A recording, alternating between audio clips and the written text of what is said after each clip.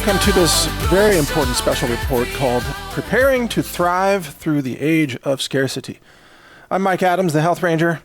I'm an AI developer. I'm the publisher of naturalnews.com. I'm a food lab scientist, etc. And I have to apologize in advance because I feel like I should have recorded this sooner. I should have seen the pattern sooner. And what I'm seeing now really has me alarmed, which is that the scarcity that we're seeing in terms of the energy shutdowns from the war with Iran, the food ramifications, that is famine, lack of fertilizer, etc., but also the water scarcity and so on that we're going to discuss here, none of these are accidents. I don't believe so. I think this is all part of an engineered outcome, which is to make it virtually impossible for billions of human beings to live on this planet. And of course, the overall plan is to replace many of those humans with AI or robots. And what I intend to do here in the next hour or so is to walk you through the areas of engineered scarcity, at least as I see it, and then give you a solution for each one of them. And I'll give you the most updated information here because, of course, I've been teaching preparedness and survival strategies for 20 years probably, but a lot has been updated. There's a lot of new technology, for example, with energy storage and energy collection and so on. So a lot of new information here, even if you've heard some of this before. The other thing I want to mention up front is if you're a regular listener to my podcast, then you are already clearly on the way to achieving the end goal of being able to thrive through this age of scarcity. So this is not a doom and gloom analysis. This is outlining the steps that a person needs to take, and hopefully, probably, you've already taken many of those steps. So you're partway there, but you're not all the way there. And neither am I, by the way. I'm not 100% prepared in the ways I'm going to outline here. So let me jump to it here of what I think this now means, okay? So the premise of this report is that there will be worsening water scarcity, food scarcity, energy scarcity, and then also knowledge or intelligence scarcity that will be thrust upon the people. And we'll talk about each of these. And that the only way to survive and thrive through all of this is to now go full-blown off-grid. Full-blown off-grid. What do I mean by that? I mean, and I know this is a lot, this is a pretty big bite to chew here, but we're all going to have to go completely off-grid, that is, have our own water supply, I'll talk about it, have our own energy supply, I'll talk about that too, to the extent that we can have our own food supply, although we can augment that from other food sources. Some of them would be a grocery store, some of them would be CSAs or local farmers or farmers markets, etc. And we're going to have our own local knowledge and intelligence resources. And that's something I'm contributing to very strongly with my own projects such as brightlearn.ai and brightanswers.ai. So, in other words, I no longer think that the future is survivable simply by being prepared for a 6-month outage or a 1-year civil war or a 1-year power grid failure, etc. I think that the only way to survive this now is to literally build out your own off-grid systems that keep you alive. And it's not a small thing to mention. It's not a small task, even if you're partially prepared. You probably don't have your own water supply, let's say, or you may not have your own energy supply. It's very difficult to do this, but I'm going to walk you through the best solutions that I'm aware of today and tell you why I think we have to pivot in an urgent manner in this direction. And I'm holding myself accountable in the same way. I have to do this too. So let's start with some basics. Let's back up here. Let's talk about water. The carrying capacity of the water supply of, let's say, mostly the western half of the United States, with a few exceptions here and there. But the carrying capacity of the water supply, the natural water runoff in rivers and so on, that carrying supply has been depleted. It's been overburdened. We shouldn't have a giant sprawling city of 10 million people called Los Angeles. Shouldn't actually exist in the middle of a desert, but it does. It does. We have aquifers in the Midwest, the Ogallala Aquifer I've mentioned before, underneath large areas of Oklahoma, Kansas, parts of northwest Texas, etc. This aquifer is running out. It will run out within the next 10 years. Many farms, a huge percentage of farms in those states I mentioned will be done. They will not be farmable again, period, ever, because the aquifer takes thousands of years to regenerate. So you're also seeing rivers running dry in many parts of the western states. You're seeing, even in Corpus Christi, Texas, that town or city is about to run out of water. Even though it's very close to the coastline, they don't have the water desalination plants there to keep that city flush with water. So that city is about to shut down in terms of a water supply. I mean, it's a real crisis. In addition to that, you look across the western states, look at Arizona, look at some cities in New Mexico, some cities in California. There's even an aquifer in, I think, Central Valley Aquifer in California that has a limited lifespan. It's running out, and it's not going to be recharged anytime soon. So water supplies are running out, and the establishment is adding data centers on top of that. The data centers are going to be taking even more water on top of the shortages that already exist. Not that the data centers will take as much water as agriculture, but you can't eat data centers, right? So at least when water's going on farms, there's something you can eat. Or if it's going for ranching, there's cattle, there's beef, etc. But when water's going to the data centers, what are you going to do? Eat microchips and salsa? No, it's not going to work. So you get nothing out of those data centers, and they will be taking hundreds of billions of gallons of water in the aggregate out of the water systems across the United States by the year 2030. Not that far away. So that is cranking up. At the same time, the water quality of municipal water is plummeting. People are noticing horrible things coming out of the faucet, more and more. Brownish colors, sometimes heavy metals. This is often due to the aging municipal pipes that are so old, they start releasing lead. So a lot of lead pipes, or I should say lead alloys, or metal alloys that contain lead. And there's nickel, and there's excess copper, and there's other toxic metals in the old pipes, especially in the eastern half of the United States, in cities like Chicago and New York City, etc. These are mass poisoning pipelines. Detroit is a good example of that. These will poison you, so you can't trust them anyway. Even if you have water, you can't trust them. So water will become increasingly scarce, and it will force people into, by design, 15-minute cities where you will have a daily allotment of water. And it's not even going to be good water. It's going to be the most crap water they can possibly find to give you. And frankly, we're moving into a period of intense enslavement, not just CBDCs, but money enslavement and surveillance and monitoring, but also then resource enslavement. Water and food. You get a certain number of calories per day. You get a certain number of liters of water, etc. And you get a certain amount of electricity per day, kilowatt hours. So everything is going to be metered.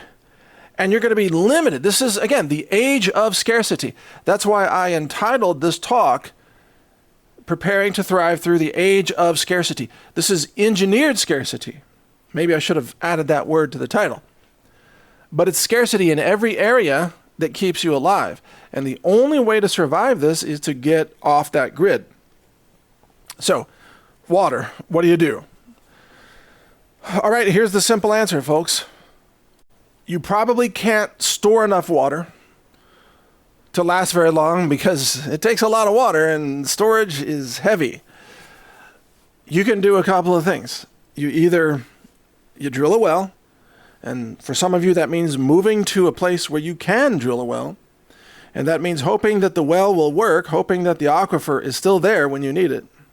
So if you're drilling a new well, you might want to drill a deeper well, knowing what's happening, knowing that, I talked to well drillers in Central Texas. They said in some areas the water level is dropping 10 feet a year right now. Wow. So think about that. So anyway, drilling a well is one option. The far more effective option, although more costly, is rainwater collection. So let me describe the ideal setup that I strongly recommend. You live out in the country somewhere that you can have a barn, or maybe there's already a barn, or maybe you have a house big enough that there's enough rainfall off the roof. And you have to live in an area that's got some amount of rainfall. Let's say at least 30 inches a year of rainfall would be great. So this excludes, Phoenix, most of Southern California, etc., Nevada, you get the idea, parts of Utah.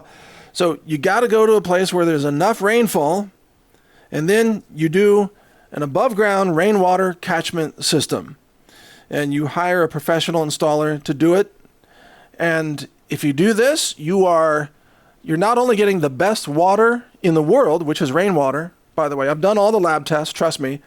Rainwater it's the only thing that I drink personally. Because at our warehouse, we do rainwater collection.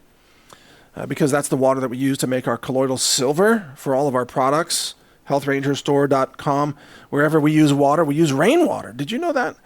Yeah, because it's the cleanest water. We don't trust, city water with all the fluoride and crap in it, right? So we collect rainwater to have ultra pure, and then we run it through, purification systems, lab quality deionizers to make it ultra pure.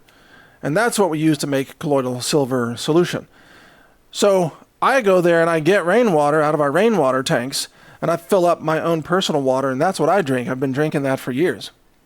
So rainwater catchment is a great solution. It's very expensive up front. It'll cost you about $1 per gallon of water capacity for your tank. So if you want a tank that stores 20,000 gallons, that's a good idea as a starting point, it's going to cost about $20,000, maybe more. My prices might be outdated. And it also depends on how much work your property needs for the gutter collection. Do you have a gutter? Do you have to install gutters to do the collection?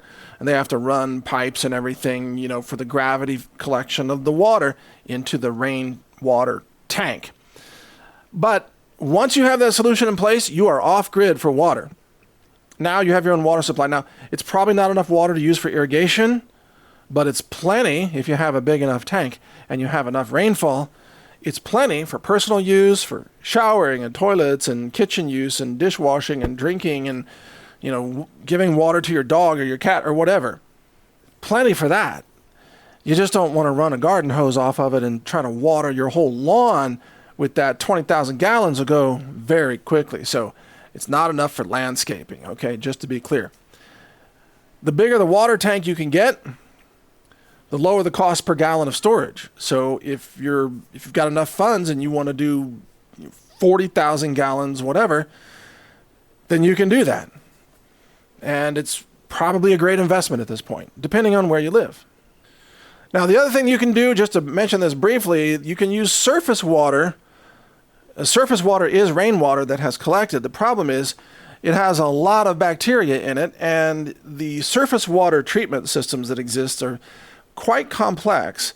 And basically, they blast the surface water with bleach treatments, essentially, or something similar. And then they run it through a carbon block to pull out all the bleach and through, UV sterilizers and so on to get the final drinking water. If you happen to be blessed with a very large pond or something and you've got millions of gallons there, you might want to look into that. It might be cheaper than doing rainwater collection. But the advantage of rainwater collection is you don't have all the pond critters in there. You don't have, turtles and snakes swimming through your rainwater tank like you have in the pond, or cows pooping and peeing in the water, which is what we have in Texas. In every tank, Every pond, there's a deer taking a dump or a cow urinating in the water. So just keep all of that in mind. Well, actually, I think deer poop on land, but you get the idea. There's something's pooping in the pond. That's for sure. So it's a lot of treatment. Okay, a lot of treatment. Now I'm not endorsing any particular brand of rainwater tanks, but I'll tell you, the brand that I see the most across Texas is Pioneer. Pioneer tanks, they're above ground. They're kind of they're steel. I think they're steel or a treated steel, body of the tank with a I don't know what it is, like a rubber or a polyurethane lining inside. And these tanks, they don't seem to rust, and they're very durable. I see them everywhere across Central Texas, and they're assembled on site, so you don't have to roll in a giant truck and a giant crane with a giant tank. They put them together piece by piece, and they work. So that's one company to check out, but there are others. There are other polyethylene tanks, underground tanks. There are some concrete tanks that are like cisterns underground. There's a lot of different ways to do it. And I know this is a big ask. I know this is a big project, but I want to bring your attention to the critical importance of this. I believe water scarcity is being engineered, and it's going to get a whole lot worse, and it's going to be a control mechanism for people. And so I've never said this before. I've never sounded the alarm on having your own rainwater collection system, but I'm sounding that alarm today. And I'm also saying that for some of you, if you live in an area with very little rainwater, and it's pretty easy to pull up maps and find out, how much rainwater you get per year. But if you live in an area that's only got, let's say, 25 inches of rain a year, you're going to need a bigger tank and maybe a bigger roof because you're not going to have as much, collection opportunities. Whereas on the positive side, if you live in an area that gets a lot more rain with great frequency, parts of, Florida, Mississippi, Louisiana, whatever, Georgia, you can get by with a much smaller tank because it's going to rain, every few weeks or a couple months at the most. Where I live in Texas, we could go a year without rain. Not unusual. So that's why at my warehouse, we have to have some pretty big tanks. But when it does rain, oh my God, it pours in Texas. So we get like half the year's rain all at once, it seems sometimes. But anyway, just do your own research, find out about where you are, and make sure that you become as water independent as possible. Now, let's talk about energy, because when you have water tanks, you normally don't have just gravity flow of water out of those tanks. And unless you're very, very lucky and you have a natural spring on a mountainside next to you, which one of my guests does have that. It's got like 200 meters of vertical drop of a natural spring. I'm like, oh my God, that's perfect. But almost nobody has that. So what you do with rainwater tanks is you put a pump, a kind of like a well pump, inside the tank at the bottom of the tank, and it pushes the water up and out of the tank. Okay, so the way water pumps work with rainwater tanks, typically, at least the best ones I've seen, they're not sucking water out of the tank. It's not a pump outside the tank. They're in the tank, submerged pumps, and they're pushing water. That way there's no priming and nonsense like that. They're just pushing water out of the tank. But of course, some of these pumps are 2 or 3 horsepower, and some of them are like, 220 volts. So you need energy in order to push the water. So now let's talk about energy scarcity, because you already know what's happening with the data centers. They're energy hungry. Some of those data centers are using 1 gigawatt of power. And you already see how electricity rates are just skyrocketing in many parts of the country, especially the eastern grid. In certain areas, they're going up, 100%. And I saw a study recently that said the average rate increase is going to be 57% across the board for American consumers of electricity over the next couple of years due to data centers being installed. Because there's so much more infrastructure that has to be built up. And so these power companies, they end up shifting the costs of the infrastructure build out to the existing residential and commercial consumers to get ready to provide power to the data centers. But you pay for it. So energy costs are going to go up substantially. Now, not just electricity. We're also talking about diesel, gasoline, anything that's related to hydrocarbons or oil that comes out of the Persian Gulf. You can count on it. That's going to get crazy expensive because that war also looks engineered to me. It looks like an engineered stranglehold on the world's energy by design. I don't think the Strait of Hormuz is going to be opened up anytime soon. Every time Trump says it will be, it's a fairy tale. It only exists in his own mind. It's not open.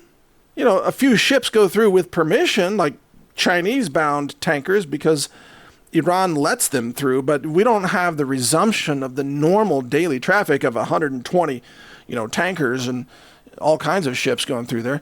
And we're probably never going to return to that. That's the big aha right now, is that we're never going to get back, at least according to some top economists and some top industry experts that I've been talking to and listening to both. They're saying that we're never going to get back to the flow rates of 2025. It's actually not going to happen ever. And there's also permanent damage to some of the wells now, so it's physically impossible to return to the flow rates of 2025, even if there's peace. So, and also, there's damage to the natural gas trains in Qatar and so on, with about a 5-year repair time for some of that stuff. So maybe several years down the road, we could get back to partial restoration of the energy flows, but we're not going to get back to 100%. Not even close. It's just never going to happen at this point. That means energy scarcity, both the power grid domestically because of the data centers and how hungry they are, but also all the oil, the natural gas, the hydrocarbons, which, remember, the U.S. still imports 6 million barrels per day of oil. 6 million barrels per day. The U.S. imports more oil per day than most of Western Europe uses in a day. I mean, it's wild. Why are we importing all that oil? Because we don't produce the oil domestically that's needed to create diesel or kerosene or jet fuel, the heavier fuels. We have oil domestically that produces gasoline, but gasoline is not what powers transportation and food deliveries and construction equipment, right? And trains, because they are diesel electric trains. They're called that because they burn diesel. So we are dependent on importation of oil from other countries around the world, including Canada, from Alberta. Thank you, Alberta, for your oil. But it's very likely we're not going to have enough. That's why they're draining the Strategic Petroleum Reserve right now. The SPR is getting lower and lower by the day. Now, it's still got some oil in it. It's still got a few months of oil in it. But every day it shrinks. It's getting drained very quickly. So energy scarcity is now inevitable if you're in the United States, if you're in Canada, if you're in Australia, if you're in even Japan, South Korea, Taiwan. Energy scarcity is going to hit all of us. It's going to hit us hard. So what can you do about energy scarcity? Well, I've been talking about a number of things recently. Let me just go through them quickly. First of all, number one, you can store diesel. That's the simplest, easiest answer because diesel has a tremendous amount of work potential per gallon of diesel fuel. So as I've said before many times, if you live in an area where this is legal, buy a 500-gallon diesel tank. It should be a UL listed tank. It needs to be double walled. It needs to have at least 2 ventilation, like vents that are spring-loaded vents. Keep it all legal and safe and everything so that your fire marshal would be happy if he saw it. Okay? Not that diesel is very explosive or anything. It's not like gasoline. But still, you want to be safe because 500 gallons of diesel has a lot of energy in it. But if you get yourself a diesel tank, and yes, you can get a 1,000-gallon tank if you want, or more, or you can get a bunch of 500-gallon tanks. I found, I have a skid steer or a compact track loader on my ranch. So I bought a 500-gallon diesel tank with skids underneath. that's got like forklift holes in it, I can pick that thing up with my skid steer and I can move it. I can move it around. So for me, that's super convenient. You can have actually a kind of a portable 500-gallon diesel tank. I can even move it when it's mostly full of diesel. Not that I recommend that, but technically you can do that, or I can do that. Again, I don't recommend it. Don't run around with a forklift full of diesel fuel typically, but I did that and it worked. I'm very careful with equipment. I have a lot of experience with this kind of equipment anyway. But my point is, get yourself a diesel tank, and then you call a commercial diesel company, come out, they bring a big truck, they fill it up, you've got 500 gallons of diesel. Okay, that's a great emergency backup, but then you're going to need a diesel, truck or car or a diesel tractor of some kind to use that diesel. So it may require you to change your vehicle. All right? Now, that's one approach. The alternative approach, and this is also a very good approach. Oh, wait, first let me mention, you can also then have a diesel generator on site, like a big one, 20 kilowatt diesel generator or bigger that can run on that same diesel. So you have a fuel that's a multi-purpose fuel, and that's very smart. Secondly, the other way to go with this is solar arrays with battery storage. Now, this was not really a viable path until recently, in my opinion, because number one, all the batteries sucked. And they were too expensive, and they didn't last very long. And they didn't support a lot of charge cycles. And did I say they were expensive? Yeah. And dangerous, and they were full of lead and things like that. And also the inverters weren't that good, and the solar panels were very expensive, etc. But all of that has changed in the last 2 years. I mean, it has changed dramatically. Now, suddenly, that makes a lot of sense. A lot of sense. And along with capturing energy from the sun, which is awesome because the sun never runs out of energy in our lifetimes, not for hundreds of millions of years, according to astronomers. So probably good enough for your retirement, right? So as long as the sun is shining, you're going to have energy. And if the sun doesn't shine, we're all screwed anyway. So as long as the sun is shining and you've got solar panels, which are dirt cheap now, then you can set up a grid. It could be on your roof. You'll have to have professional installers, but you can just, if you've got the property, you can do it in your yard. And you can get what are called these ground mounts. And I've looked at these ground mounts, and in fact, I'm going to show you this in a video in the studio pretty soon. And there's one brand of ground mounts that I've determined are by far the best, and they're made out of aluminum, and they're very good, and they're very simple. And I'm not paid by this company. They don't even know that I'm recording this, but it's called Integra Rack. Integra Rack, okay? So you can just go to integrarack.com and you can read about them, and you can get their Integra Rack systems. And I've put these together myself. Again, they're very easy. And the simplest way is just buy them that are at a 30-degree angle. They're fixed at 30 degrees. That's good for most of North America, and you're good to go. They also sell systems that are adjustable, or systems that are 15 degrees, which is if you're much closer to the equator, like you're in Mexico or Central America or South America, whatever. 15 degrees is the way to go there. But for most of North America, 30 degrees works just great. Anyway, you can read about them there, and you can buy them through all kinds of different online retailers. And I've not partnered with any online retailer, so I can't recommend any one in particular. But if you poke around, you'll find a lot of companies that sell this kind of thing. My point is that you can set these up in your yard. And then once you have that in place, and of course, if you're in the Northern Hemisphere, you're going to mostly have these things facing south, right? Typically facing south. And this is not a grid tie system. This is an off-grid system. So if you call a normal solar installer, they're going to set up a grid tie system, and that's useless to you when the grid goes down. Absolutely useless. What I'm talking about is a completely off-grid system. For an off-grid system, it's not tied to the grid at all.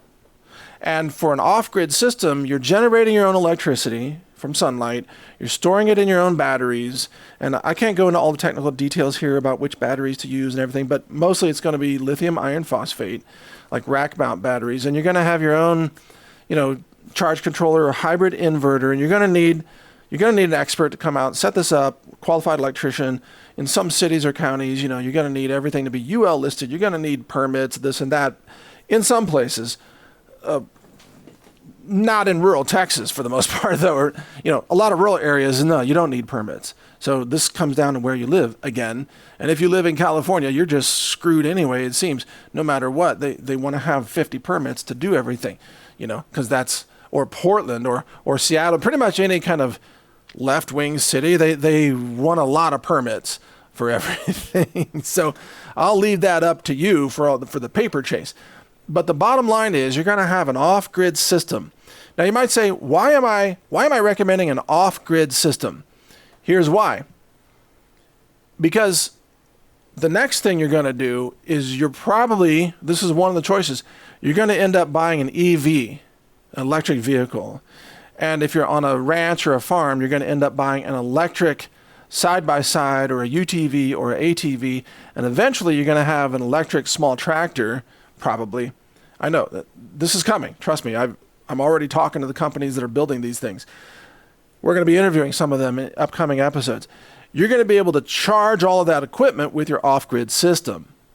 So you can stay on-grid for your household electricity for now, while you build out your off-grid system to recharge all your vehicles or your power tools or your drone batteries or whatever your robot, whatever, your flashlights, whatever you have that needs recharging, you're going to use the off-grid system as a recharging system, but especially for your vehicle.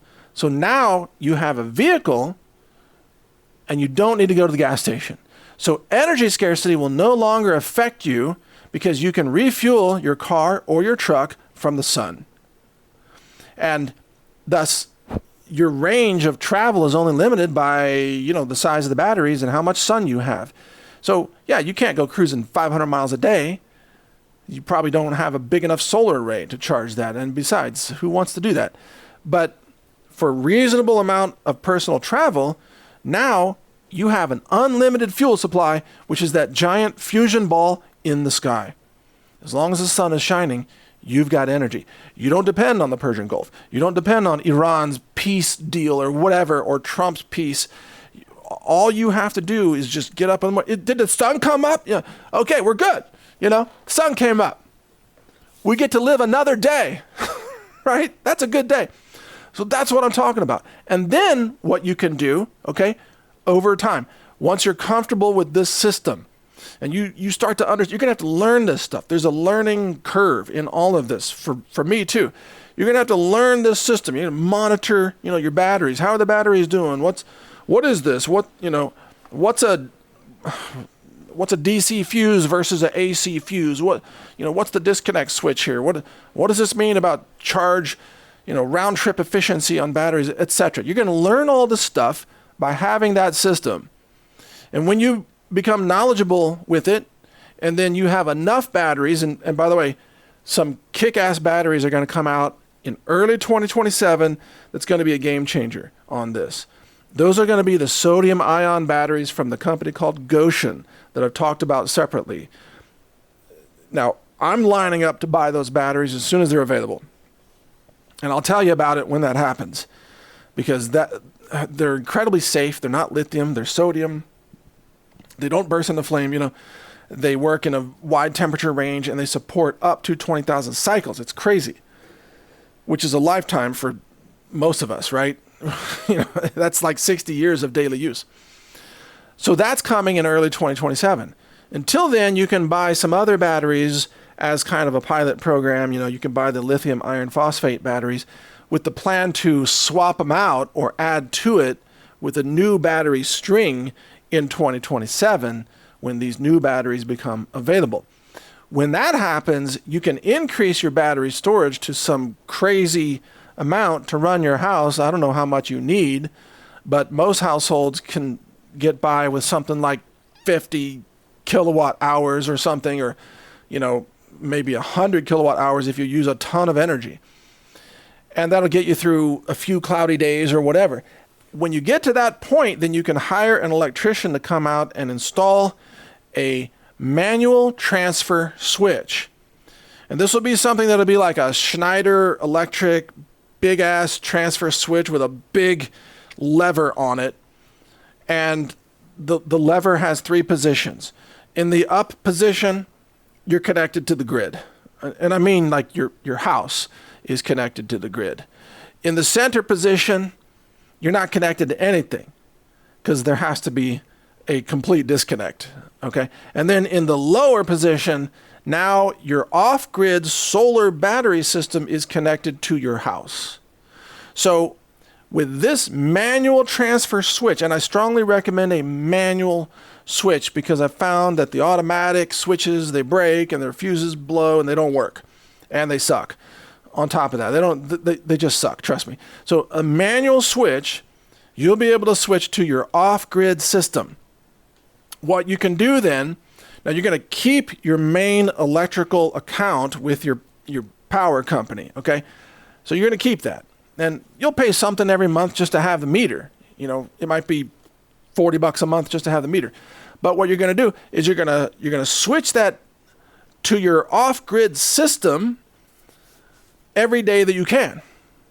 And you're going to live on your off-grid system every day that you can. And then if you run out of energy, because somebody's running the hairdryer and a blender and the clothes dryer, and you're just using up all the kilowatt hours, then, or if it's raining outside, it's cloudy for 5 days in a row, or there's like a volcano went off and the sun is dim for 3 months or whatever, you can flip that back over to the power grid.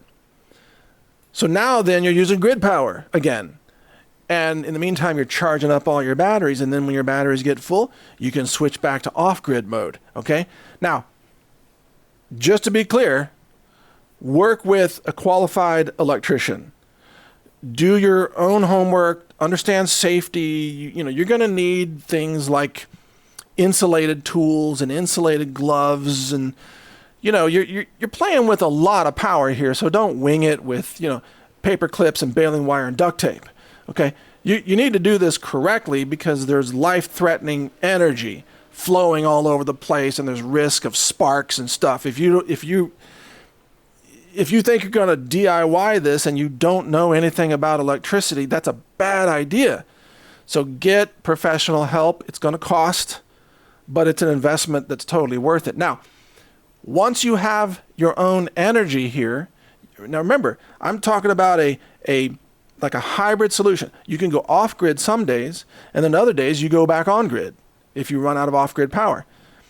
But here's the thing. If you have a diesel generator on site, you're also going to then wire that diesel generator into your inverter.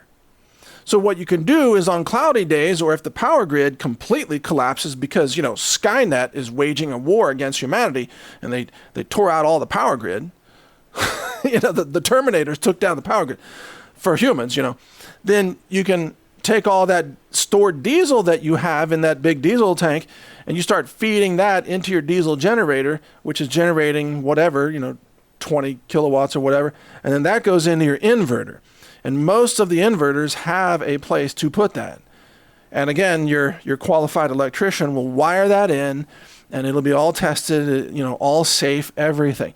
So you can run that diesel generator whenever you really need some energy to charge your batteries. And that way you're converting diesel into kilowatt hours of battery storage. So you can do that as a last-ditch emergency as well. Although it's better to just have more solar panels. But here's the other thing that's really cool about all of this. You might think, well, gosh, to cover all my energy, I'm going to have 100 solar panels. Well, maybe so. But guess what?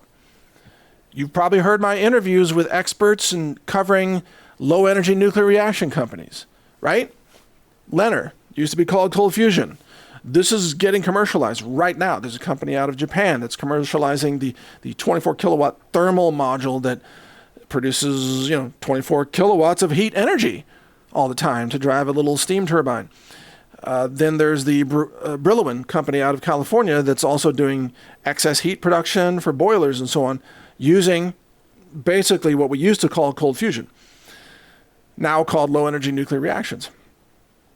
There's going to be a time in the coming years, it's probably still a few years away, where you're going to be able to drop in basically a cold fusion power plant to replace your solar panels or to augment your solar panels.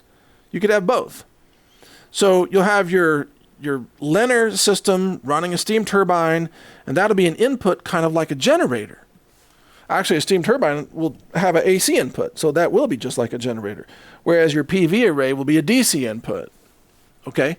But today's hybrid inverters can handle all this. It's not a problem. So by building this infrastructure today, you're getting yourself ready to plug in LENR technology or solar technology or solar breakthroughs like the perovskite cells that have a much higher wattage collection per square meter of land that you have covered with solar panels, whether it's on your roof or not. Again, I don't personally like the idea of putting solar panels on a roof, because then how do you get to them? How do you get to them? To clean them or to troubleshoot them or replace a panel. I don't like walking around on people's roofs. That to me, that sounds like a very risky type of thing. So I like to stay on the ground, and then you can get to all your panels. So just use ground mounts if you've got the space to do it. But my point is, by building this system, you are setting yourself up for radical improvements in battery energy storage technology, and also radical improvements in domestic distributed energy generation technology, such as LENR, which will be commercialized in the next few years. And who knows what else might exist? Who knows what else? There's also another interesting thing. I recommended years ago that you can, if you have a tractor, you can buy a PTO generator that connects to your tractor. And so I have an old John Deere tractor. It's got 100 horsepower at the PTO. And so I have a generator. Actually, it's a 50 kilowatt generator. You plug it into the back of your tractor. You just run your tractor. You run it hard, actually. You have to run it at a certain RPMs to get the correct cycle frequency on the generator. But if you do that, then you have 50 kilowatts coming out of your tractor. So if you have a tractor and you buy one of these relatively low-cost generators, you don't even need a standalone generator, because now your tractor is also functioning effectively as a generator. Now, there are a lot of brands of PTO generators, by the way, if you want to check them out, but the one that I have used, again, not an endorsement, they haven't paid me anything, but I've used a company called Winco, W-I-N-C-O, and I own several Winco generators. I own one that I think is 15 kilowatts, and then I own one that's 50 kilowatts, and then I think I have a backup somewhere in between. I forgot the exact number. But these are commercial grade units, or like cast iron housings. They're rugged, man. I've used them. I've used them in the middle of power outages, and they freaking work. It's just that depending on your tractor, it's loud. Your tractor's working, okay? And you got to keep feeding diesel into your tractor, and obviously, in order to do that. But you'd be amazed how little energy it takes to run a 50 kilowatt generator if you're not pulling 50 kilowatts off of it all the time, which I wasn't. I was probably pulling like 10 or 15 kilowatts, and it didn't use that much fuel. So anyway, that's another sort of module to think about in all of this. You don't necessarily need a standalone generator. You don't want to have to take care of a bunch of diesel engines if you can avoid it. All right. So again, that's energy, and the long-term plan there with this energy strategy is to get you 100% off grid. But I don't think that's going to be economically feasible for most people until the new battery generation comes along in 2027. Once those new batteries arrive, then everything becomes a no-brainer, and everybody's going to be trying to go off-grid because it's just much cheaper than being on-grid, over time, amortized. Of course, the upfront costs are substantial, and that's why most Americans, let's say, who don't really have much savings, they're not going to buy this out of pocket, they're going to actually contract with a leasing company that buys all the equipment for you and then sets it up for you, and then you pay them a monthly bill like an electric bill. I don't even know what companies exist to do that. There's a bunch of them that exist. I can't recommend, I don't know any of those companies. But if I were to work with a company like that, I would make sure that at the end of the agreement that I own the equipment. Like, I want absolute guarantee that I own the equipment at the end of this, because I don't want to pay, hundreds of dollars a month and then 5 years into it find out, oh my God, I don't even own the equipment. Forget that. So if you do something like that, make sure you own the equipment at the end of whatever contract that is.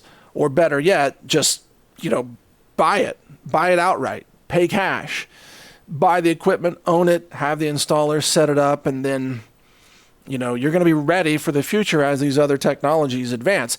Now, think about the advantage of this. You're going to be able to charge, I already mentioned your car, your power tools, but also as robotics becomes something that goes more off-grid. I've talked about my dream to have a weed-pulling robot that can help me grow food. You're going to charge the robot with the sun, essentially, right?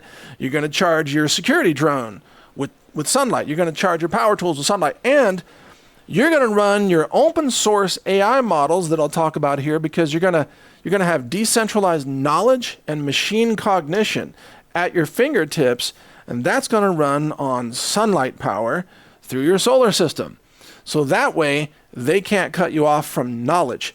In other words, you need to have a computer, you need to have a GPU, you need to have a bunch of files stored, all the books that we have at brightlearn.ai, which we will have a new distribution solution for you pretty soon. You'll be able to mass download, thousands of books and audio books and everything. Just keep copies locally on your, your hard drives or whatever, your SSDs, and you'll be able to access all that offline with no internet.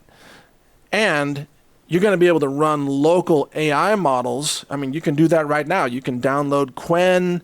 A really good one is like Quen 3.79b, the 9 billion parameter model. That's a pretty good all-purpose model for local use. Or their 27 billion parameter model if you've got the RAM for it. Well, I'm going to talk about this coming up. But understand that those GPUs, the graphics processing units that run the AI inference, they are power freaking hungry. It's not unusual for a GPU to use like 400, 500 watts. That's a lot. And if you have it writing code or doing a bunch of work for you, it can run for hours. So you can actually consume many kilowatt hours of energy just running local cognition on a machine. But that's an important part of your freedom. That's an important part of going off grid, because what happens when the establishment cuts off cloud computing or dumbs down all the AI models so that you don't have access to the intelligence that they have access to? They're going to run Skynet grade, super intelligent Terminator brains, and they're going to give themselves access to autonomous weapon systems and reinforced self-learning, self-improving bots and everything. But at some point, depending on who's in power in Washington, D.C., they're going to cut you off from that stuff. Or they're going to cut all of us off, and they're going to declare open source models, to be illegal, like they've done with 3D printing and some of the plans, like 3D printing a AR-15 receiver or parts for a Glock or something. That's been outlawed in some states, which seems bizarre. Like, you mean a software file can be outlawed? Yes, they've already done it, and they're probably going to do that with AI models. They're going to say it's contraband. And if you're caught with, a Chinese AI model like Quen or DeepSeek, which is one of the best models in the world, if you're caught with Quen, they might throw you in prison or something. Oh, you have illegal contraband. It's illegal cognition. What? That's an actual thought crime. That's so freaking Orwellian. I mean, it's literally illegal cognition is a thought crime. So that's probably what's coming. And that's on my list to talk about here. Maybe I'll get to that again, but I think I gave you the basics of it right there. You need to be able to run local AI. Let's talk about food, though. Food is an important chapter in all of this. So food is tricky Obviously, you can store some. That's great news. You can store quite a bit of food. You can live for a year on stored food. That's true. And of course, we sell stored food, and you're welcome to purchase from us, healthrangerstore.com. We still have supplies. I'm kind of amazed that we still have supplies. It's like not everybody's awakened to what's coming yet. That's the only reason we still have supplies. But yeah, you can get supplies from us, and we have garden seeds, the heirloom seeds, non-GMO seeds, and you can buy all that. You can learn to grow your own food. But the time consumption of growing food, it's enormous. And you know what I'm talking about because you have other projects, or you're trying to make a living. You're trying to write a book. You've got this other job. You're a consultant, whatever. And on top of that, you got to pull weeds all day. That's why I'm talking about a weed pulling robot, which doesn't exist yet, but it's coming. So growing your own food is something that needs to be on all of our lists as a skill, something that we know how to do. In other words, if you've never grown your own food, if you've never canned food, if you've never dehydrated food, do it once. Grow food for one season. Just grow like 3 tomato plants, 3 zucchinis, whatever. Just watch the plants go through. Grow a watermelon plant, Watch it go through the whole cycle, take care of it, and then get the end product so that you've done it at least once. And I know most of you listening, you've done this. This is probably, old hat to many of you. You've done a lot of this. But some people haven't. And you don't want to be learning this when it's a critical survival skill. You want to know how to do it in advance. And then, of course, everything else that we've been talking about here, i.e. having water, even though I said you don't want to water your lawn, you could do targeted drip irrigation on tomato plants, for example, with water conservation techniques. You could use some amount of rainwater or surface water for irrigation because you have the electricity to run the pumps, you see. So all of this goes together. This is synergistic.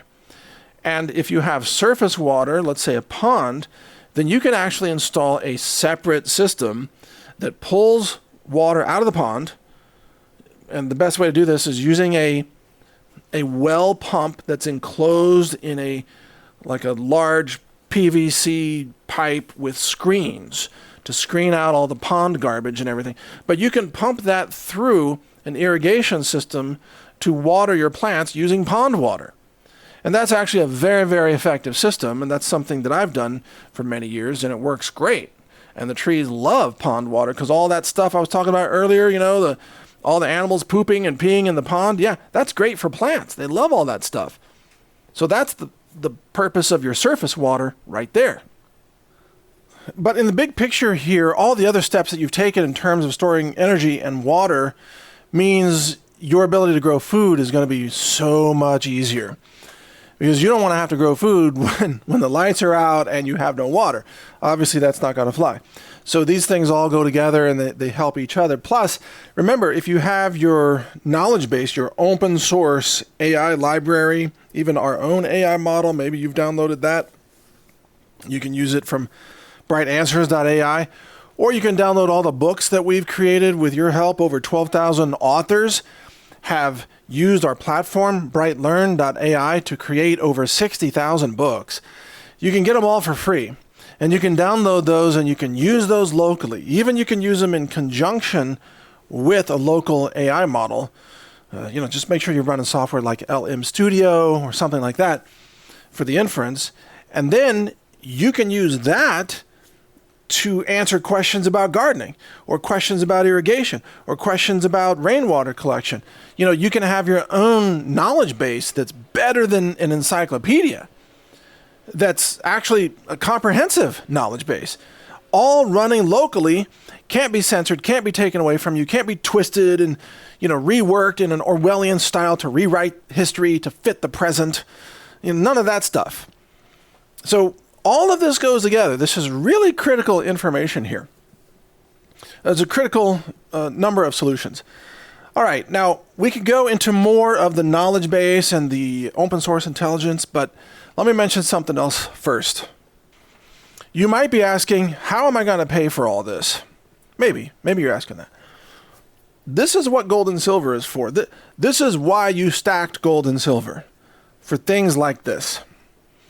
We've reached the point where I'm going to recommend that you consider that if you need to sell gold and silver to buy an off-grid power solution or to install your own off-grid rainwater tank, then definitely consider doing so. Because stacking gold and silver, the whole point of it was to save your assets to one day convert it into something that you needed to keep you alive, or to convert it into something, maybe the future currency. But this is important enough to consider a conversion. Don't be bashful about unloading gold and silver. You've probably earned a lot of profit on it by now if you bought it, when I started talking about it many years ago. So if you have to sell some gold or silver to pay for water tank, water catchment and a solar off-grid system, do it. Do it. Now, I'm not your financial advisor, so, make your own decision, do your own research, etc. But this is something worthwhile. This is why you have gold and silver. Because, the gold isn't going to give you kilowatt hours. The silver is not going to make water appear. But you can convert gold and silver into things that will catch water for you and store water and catch sunlight and store sunlight as energy. And there's no better practical use of gold and silver than doing something like this that can keep you alive for years to come. Now, I don't mean to blow all your gold and silver on the most elaborate, expensive system in the world. I've got 1 million gallons of rainwater storage. Yeah, you probably don't need 1 million gallons. That's a lot. That would cost $1 million. Anyway, you don't need all that. Be sensible, obviously be mindful, be efficient, and hopefully you still have some gold and silver left over for whatever comes next. But this is a legitimate use of stored assets. And I know you can't buy, you can't buy solar with gold typically. So you're going to have to sell your gold and silver, and then you're going to have to take cash, and that might be a taxable event, etc. And then you're going to have to use the after-tax money to buy these things. You should look into, my co-host, Todd Pittner, he has the UNAs at my575e.com, where you can set up a UNA, which is a unincorporated nonprofit association. You can donate your gold to the UNA. The UNA can sell the gold that doesn't have the same tax consequences as you selling it. And then the UNA could purchase these types of things like solar systems or rainwater systems if there's a legitimate, nonprofit purpose for this stuff. Like maybe you're going to grow food and give food to the community. Maybe you're planning on sharing water with the community as an emergency water backup or something. Maybe you're going to donate food and water to the local dog rescue outfit or something like that. You need to do the research on that. I'm not your accountant. I'm not your tax advisor. I'm just saying that's something to look into, because you might have a lot of profits in gold and silver. And if you end up, selling gold and silver, then that's probably a very taxable event if it's in your possession, if it's under your name and your social security number. And there are other ways to do that. You can donate gold and silver to a nonprofit, especially again, if it has a nonprofit, social benefit purpose. And that's something that I resonate with, because I'm always thinking about prepping at a community level. Like how can I do things that can be useful to others at the same time, so that if there was a crazy drought or something, that I could have emergency water supplies for people. And I've done that. That's what we have at our warehouse. We have enough water to share. Or, I've got anti-radiation cesium eliminator stuff to share. I've got 10 pallets of that. So that's, I don't know, it's a lot of pounds. I've got that to share, if there's an emergency nuclear event, things like that. So that's just something for you to consider, but don't take anything I say as financial advice. Get your own expert advice, get your own tax advice, get your own, electrical advice, whatever. I'm just giving you ideas of things to consider. So the bottom line in all of this is we want to live through the age of scarcity, that is engineered scarcity. And this is a summary here. And yes, we know that they're engineering water shortages, energy shortages, both diesel fuel and the power grid, and fossil fuels, etc. They're engineering food scarcity, obviously, and they're probably going to engineer knowledge scarcity with more censorship and outlawing of certain open source language models. So, what I've outlined in this last hour or so is designed to give you a way to be completely off-grid and completely independent and completely decentralized from all of those things. So you don't depend on the city water grid, you don't depend on the municipal power grid, you don't depend on oil coming out of the Persian Gulf, and to the extent that you're able, you don't depend on the grocery store for your food, or at least not that much. Whatever percentage you can grow yourself or source outside the corporate food system, that's great. I don't expect you to get to 100%. If you can do 50%, you're doing great. So just strive to get a higher and higher percentage with a number of things, farmers markets and growing food and sprouting and food preservation, all those kinds of things that I've mentioned. So those are some things that you can do. If you do all of these things, you will be insulated from the worst engineered sort of anti-human extermination agenda that our world has ever seen, because that's what I think is coming. And that's why I have a sense of urgency about this right now. I've finally come to realize that these are not accidents. These, the food scarcity, the fertilizer shortages, everything. These are not accidents. I don't think so. In my belief, this is all part of a larger engineered plan to make it almost impossible for typical uninformed people to be able to survive what's coming. And I believe, in my opinion, that's part of a global depopulation agenda. And as I've said before, it's not that hard to be hard to kill with just a little bit of preparation. Even implementing a fraction of what I've mentioned here, you can be much harder to kill than the average uninformed person. And when you think about this from the globalist point of view, when they're trying to exterminate humanity, they're going after the low-hanging fruit first. And by the way, that's people they can convince to kill themselves. And we've talked about this before. They can just tell people, oh, there's another pandemic, show up and take this injection, and people will, and then they'll die. And the globalists are just like laughing the whole time. Oh my God, we got them to kill themselves. It's like, wow, talk about mass hypnosis, and they fell for it. Unbelievable. After that wave, then they're going to get more aggressive, with the kinetic wave, and they start shutting off resources, the engineered scarcity. That's what we're transitioning into. At that point, then a lot more people are, they're facing famine, they're facing social revolts or uprisings, civil war, etc. You're going to get a lot of die-offs from those scenarios, sadly. This is a lot of human suffering that's in the works here.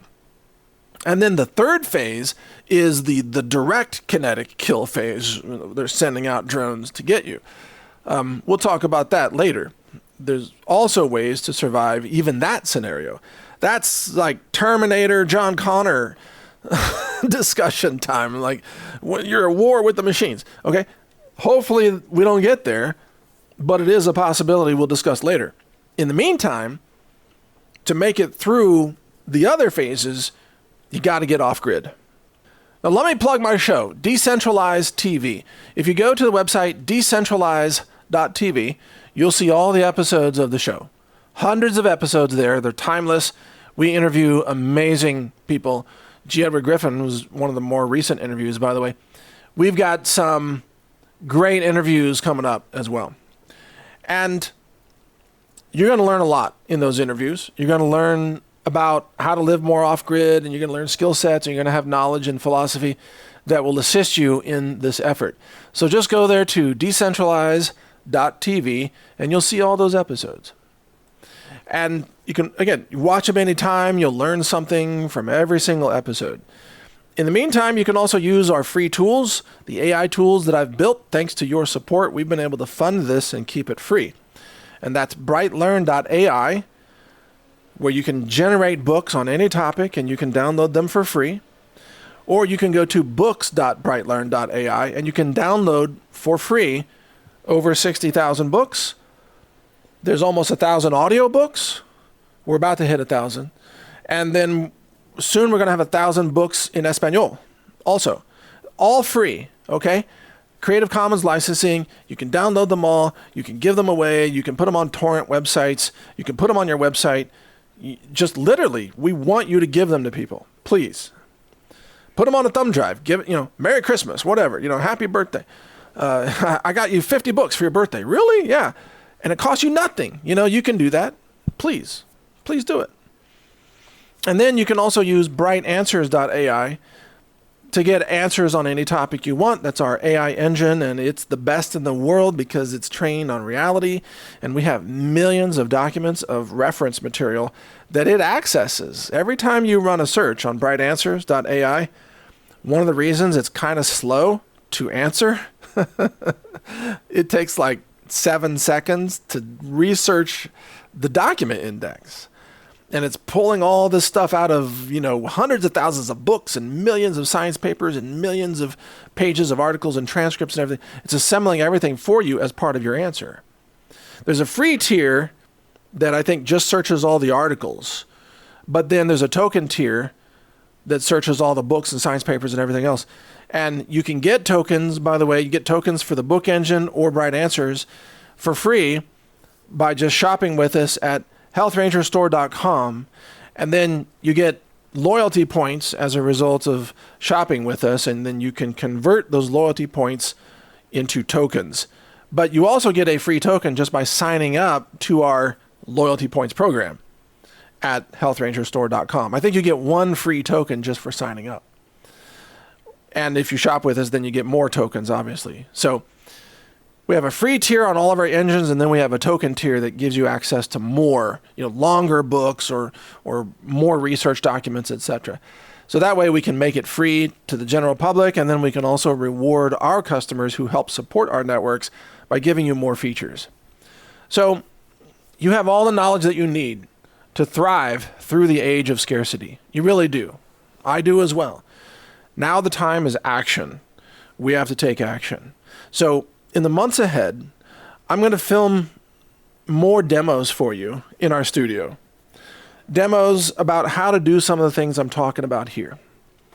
I just filmed a demo of how to make your own laundry detergent. It was just a short, fun video, very simple technique, just mixing up 3 ingredients, you've got laundry detergent.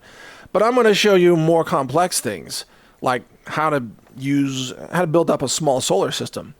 How to connect things. Let's talk about the batteries. Let's talk about energy storage. Let's figure this out together. I'll show you what works and what doesn't work. And maybe I'll even have like discount codes for you with certain e-commerce providers that I trust. It'll probably be a very short list. But if I find companies that I think can do a great job, then I might partner with them. And I might, get you discount codes, things like that. We'll see. But whatever the case, I'm going to share with you what I'm learning so that we can do this together. We can all become more decentralized, get more off-grid, and be even more prepared to thrive through the age of scarcity that's clearly being thrust upon us right now. There's no question about it. So in the meantime, if you want to stay tuned to what I'm talking about, everything from the science fiction theories of what's happening with data centers, multiple universes and all that kind of stuff. It's very interesting. But you can follow my work at brightvideos.com, or you can catch my articles at naturalnews.com and my infographics there, or you can follow me on social media. I'm Health Ranger on X, Health Ranger on Brighteon.io, which is a blockchain-driven social media site, or Brighteon.social.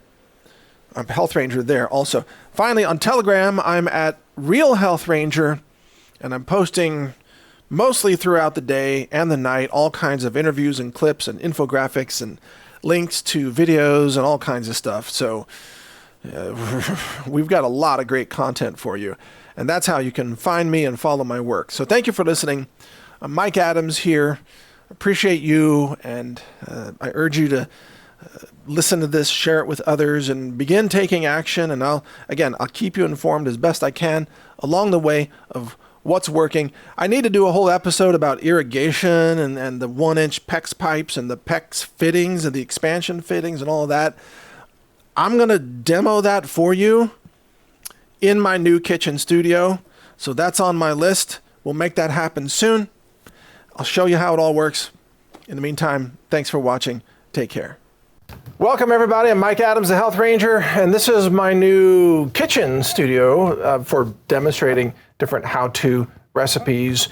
Mostly, we're going to do smoothies and things like that, but today, not anything that you can eat or drink. Rather, we're going to show you how to make your own laundry detergent, because people are wasting money and buying really toxic laundry detergents at the grocery store. I mean, it's atrocious, frankly. You don't need much in the way of simple ingredients, bulk ingredients like this washing soda, in order to make your own detergent. It's dirt cheap, and it's healthier for you because you don't have all the synthetic fragrances and other toxic chemicals that are used by laundry detergent makers typically. Now, of course, we have our own laundry detergent at healthrangerstore.com. It's a little bit more elaborate than this, and you can buy it pre-made if you want, but you can also make your own. I think this is a really important skill as everybody's finances are stressed and supply lines are cratering. It may be more difficult to get the products that you want, especially, polyethylene and packaging is becoming more difficult to get across the industry. So you might want to know this skill so you can make your own detergent and save money at the same time. So here it is. It's very simple. You just need 3 ingredients. Number 1, you need washing soda, not baking soda.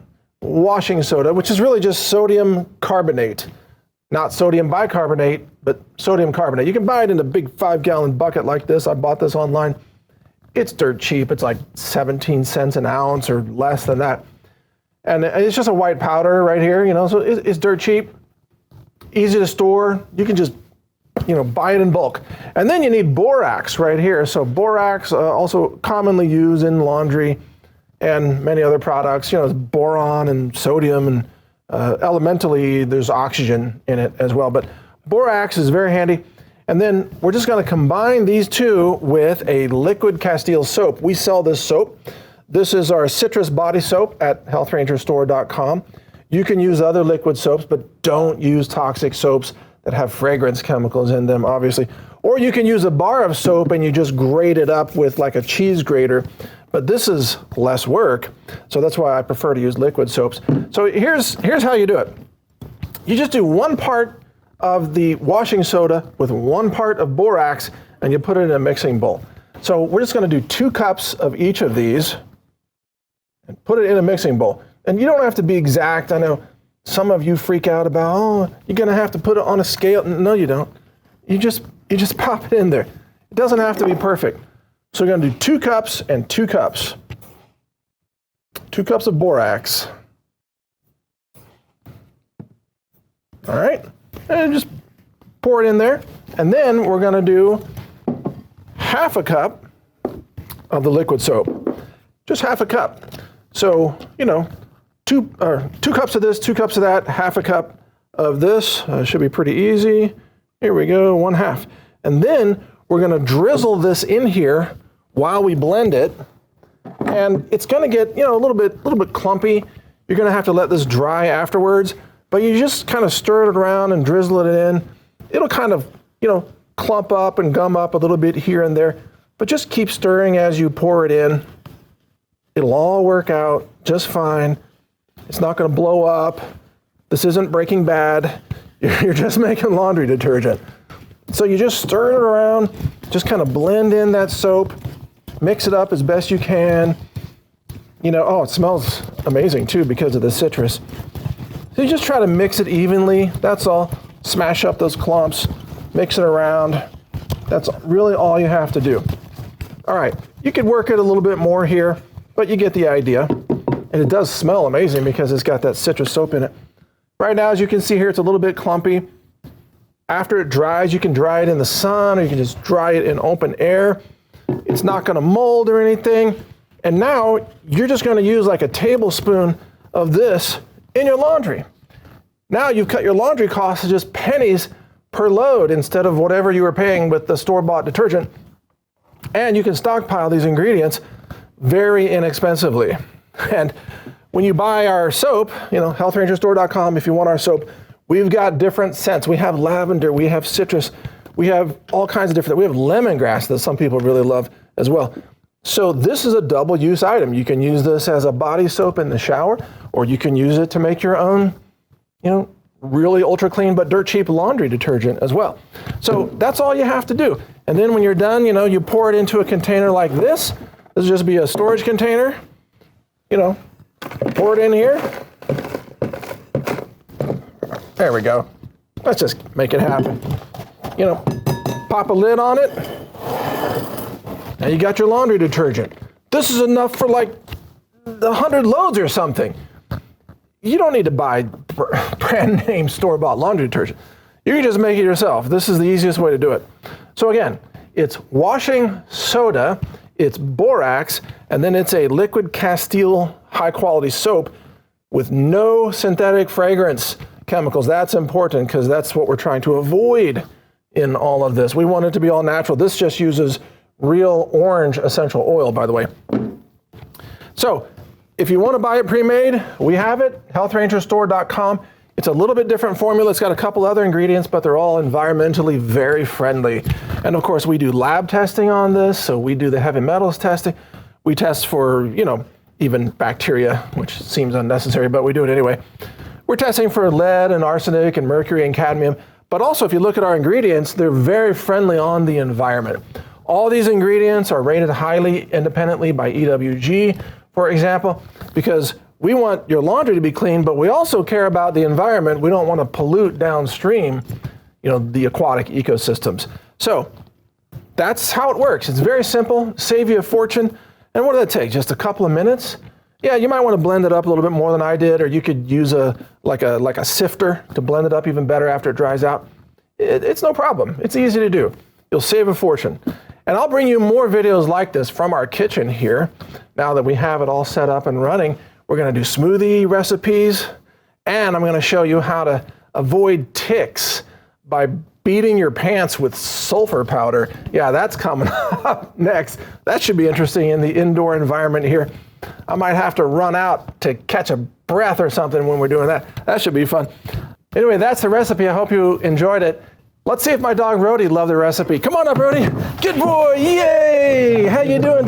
Was that fun? Was that fun? Did you enjoy that? Yes, what do we got here? Lots of laundry detergent. Good boy, Rhodey. You're a good boy. All right. It's a little bit wobbly. He's a little bit nervous because it's kind of shaking because it's a portable kitchen. Are you having fun? Yeah, good boy. All right, let's go. Come on. All right, we'll see you later. Take care. There will be diesel shortages in the United States coming up if the Strait of Hormuz does not open very soon. We're in almost, I think, week 12 of, it's about week 12 of the war on Iran, a war that Trump started on purpose. It was a war of choice. He didn't have to do it. The Strait was completely open before Trump attacked Iran, but he decided that he needed to appease his handler, Netanyahu, and he needed to attack Iran. Since then, the Strait has been closed because, of course, this is a leverage point with Iran, because Iran is saying, hey, this is the only way that, these are the cards we have to play, is control over the Strait of Hormuz, because the world needs energy and oil, hydrocarbons, helium, etc. So that's where we are. Now, the diesel shortages will come to America despite the fact that so many people are telling you bizarre things, like claiming that, the U.S. is completely energy independent. We make so much oil, or we drill so much oil that we export millions of barrels a day. We have more than what we need. Yeah, I don't know what to say anymore about low IQ people like that.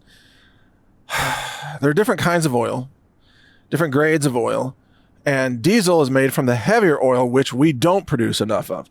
That's why the United States imports about 6 million barrels per day. That's 6 million barrels per day of oil from other countries. And Russia makes the heavy oil, Venezuela makes the heavier oil, but Saudi Arabia also makes heavy oil, etc. So anyway, we have to import millions of barrels a day in order to produce the diesel that powers the U.S. economy and transportation, etc. And also, if you think about it, kerosene and jet fuels, things like that. Whereas the light oil that we have an excess of, that's the stuff that we're exporting. The lighter oils that make things like, gasoline. And yeah, I didn't say we're going to run out of gasoline. I said we're going to run out of diesel. But the thing is, diesel is what drives the economy. You can't run America without diesel. Not currently. Maybe if you fast forward 20 years and they've converted all the trucks over to EV trucks, everything's battery powered with, amazing new batteries recharged by like Mr. Fusion machines, from Back to the Future, then we don't need the diesel. But today we need the diesel. Without the diesel, we can't function. Without the diesel, your food doesn't get delivered to your grocery store. Without the diesel, Home Depot doesn't get restocked. Lowe's doesn't get restocked. All the distribution centers shut down. Without diesel, none of the Western countries function. Well, frankly, no countries in the world really function without diesel. But Western countries are very heavily reliant on transportation, like Australia, such a large country. The United States, very large country. States like Texas, etc. You got to have diesel. So on the current projection, the diesel in the United States starts to become more scarce sometime in July, according to industry experts that I've been listening to. Sometime in July.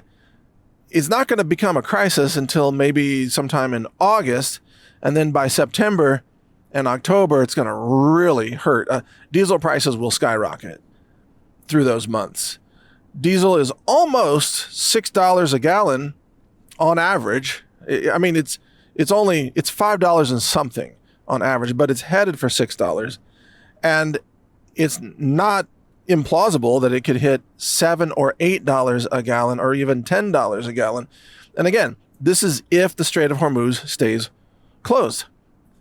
And it looks like that's what's going to happen, because every time Trump announces, we're close to a deal, there is no deal. And usually it's only a negotiation about an agreement of what to talk about in the negotiations. Like, we've agreed on the things that we will discuss. Like, that's the deal? That's not a deal. That's just a conversation. You've agreed to have a conversation, but you haven't agreed on a deal. But Trump calls it a deal, and everybody cheers. Oh, great, it's over, peace at last. Nope, that has not happened. So it looks like diesel is going to be in very short supply late summer and beyond. And that's going to be rough. Of course, diesel is also used in all the tractors that grow the food, that plant the corn and harvest the corn and cut the wheat, etc. So if you lose diesel, things start to look very bad very quickly in multiple sectors of the economy, agriculture, transportation in particular, but also construction. So think about all the construction equipment that you've seen, all the Caterpillar bulldozers that are, preparing grounds, excavators, track loaders, wheel loaders, skid steers, compact track loaders, whatever. Excavators. Did I say that? Yeah. Just going through equipment in my head. All that stuff runs on diesel because diesel has the energy density. Diesel has more energy density per gallon than gasoline. A lot of people don't know that. But diesel can do more work than gas. And that's why it's the preferred fuel choice for construction equipment and transportation equipment, etc. Also, locomotives. What are they? Diesel electric. So you feed it diesel, and it runs a giant generator on the train, by the way, which produces electricity to drive the DC motors that drive the train. And why is that? Why do they use electricity to drive the train wheels? Because DC motors have the same torque no matter what the RPMs. That's why. I'm not going to go into that, but that's the answer. So no diesel, no trains. No diesel, no trucks. No diesel, no bulldozers. No. You get the idea. everything shuts down without diesel. And I'm not saying we're going to run out. We will always have some supply. It just won't be enough. And as price goes higher, that'll be a signal to some companies that, we're going to have to figure out how to cut back on diesel. Well, how are they going to do that? They're going to stop driving, or they're going to stop building, they're going to stop transporting. So there you go. That's what we're going to be facing later this year. All because Trump wanted to do the bidding of Netanyahu. He couldn't but just put America first. He had to put Netanyahu first. And that's why we're all in this mess. That's why the whole world is in this mess right now. It's definitely insane. So stay informed, and you can follow my work at brightvideos.com. You can follow my articles at naturalnews.com. And you can also see all my infographics there at naturalnews.com. Or you can follow me on social media. And by the way, in terms of getting prepared, check out our sponsor, the satellite phone store, SAT123.com, because they have not just satellite phones, but also solar generators. So you can have backup energy supplies if the power grid starts to fail in certain areas, or if they have rolling blackouts, which is happening in some countries like the Philippines right now. They have rolling blackouts.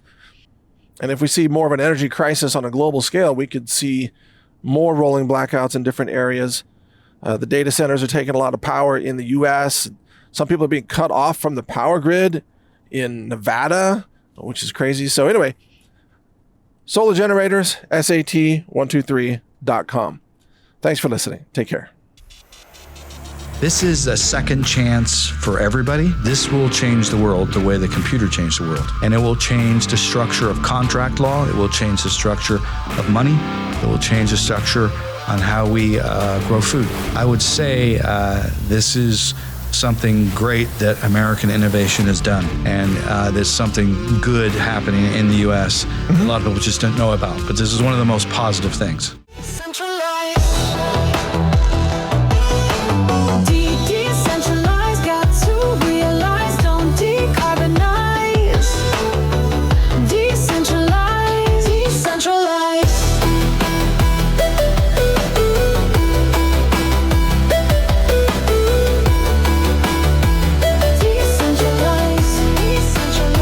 Welcome to Decentralized TV. Folks, I'm Mike Adams. I'm joined in studio today by James Martinez here, and we have Todd Pittner joining us remotely.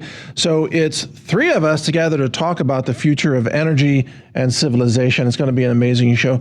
Welcome, everybody. Welcome, Todd. How you doing? I'm great. Thank you, Mike. All good? Really excited about our guests. Yeah, I'm super excited. Yeah, did a lot of research, and man, just have so much content to go over. Crazy. This is not going to be a boring show, I guarantee you. So welcome, James. It's great to have you in studio. We've been talking for years. You've never seen this studio before. So, so again, welcome to the studio. Hope you enjoy it. Thanks. I'm really glad to be here. Thanks for having me, really. Awesome to have you here, James. So we've been talking for many years about low energy nuclear reactions, LENR. Used to be called cold fusion. Used to be mocked as impossible. Not any longer. Things have changed. And now we have a war in the Middle East with the Strait of Hormuz closed now for almost 12 weeks. It's going on that. And the world is about to suffer massively because of this chokehold on energy. And yet the solutions, or at least one solution, is readily available because of the laws of physics and nature. And that's what you've been advocating for many years. Does that sound like about right where we could start? Perfect. So I wanted to tell you, and I came here, and I'm glad I came in studio because of my participation on this network changed things a lot. So last time I talked to you about the subject matter here, I've done hundreds, maybe thousands of interviews having to do with this subject matter since 1989, for a specific reason, because of where we're arriving now. But so when we did that interview a long time ago, I don't know how long ago it was, over a year, things changed financially for the company. And because of that interview, I didn't know about it, I was told later, because of that interview, the entire company's financial status changed because of investment that came in from some very important people that have history in this country, in the financial world. So that was because of investors the- then, for the first time, began to realize that this is real. Yes. Wow.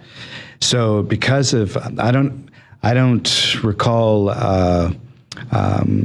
what I said that was so specific that made the bridge for people and they understood what was going on. But I guess it was the timing, and because of that, big investment capital came in because of that appearance. And that's what was needed to do the build out and the pilot programs. Oh yeah. Yes. So after that, I don't know how long it was after, I got a phone call, and I was told it was because of this appearance that I did on your network that did that. Wow. So that is great. Now, what happened after that? That's really what's the amazing part, which is continued. And because of the acceleration of investment capital, the ideas and the vision is now coming down the home stretch to a point now where the conversations that I've had a long time ago to prepare for what's going to happen when this thing comes out. It's more about the effects rather than the science. Right. It will change the entire dynamic of geopolitics and finance and debt and liquidity, everything. Absolutely. So this is decentralized TV, Yeah. which is what I'm all about. I know, And that's perfect. I've spoken about it for a long time, and I've discussed the media ecological effects of what this is going to do, not just sociopolitically and economically, but cognitively, because for the past really 10 years, I get into situations where I have to deal with money people all the time, and investors and other scientists.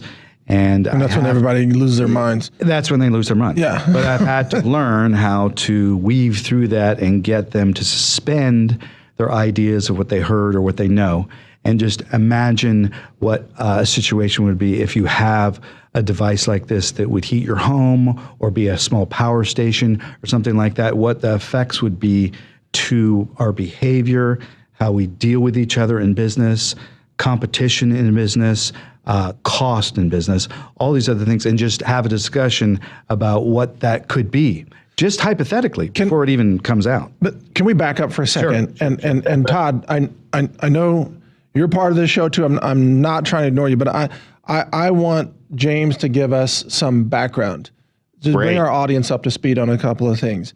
So number one, you're not an owner of this company that you're talking about. No. You're not an employee of this. Not employee. I've What do you call been yourself? a spokesperson for the industry, and the company for a very long time. Okay, you're an advocate of this I'm tech. an advocate. I'm probably the most well-known advocate for it that's not a scientist.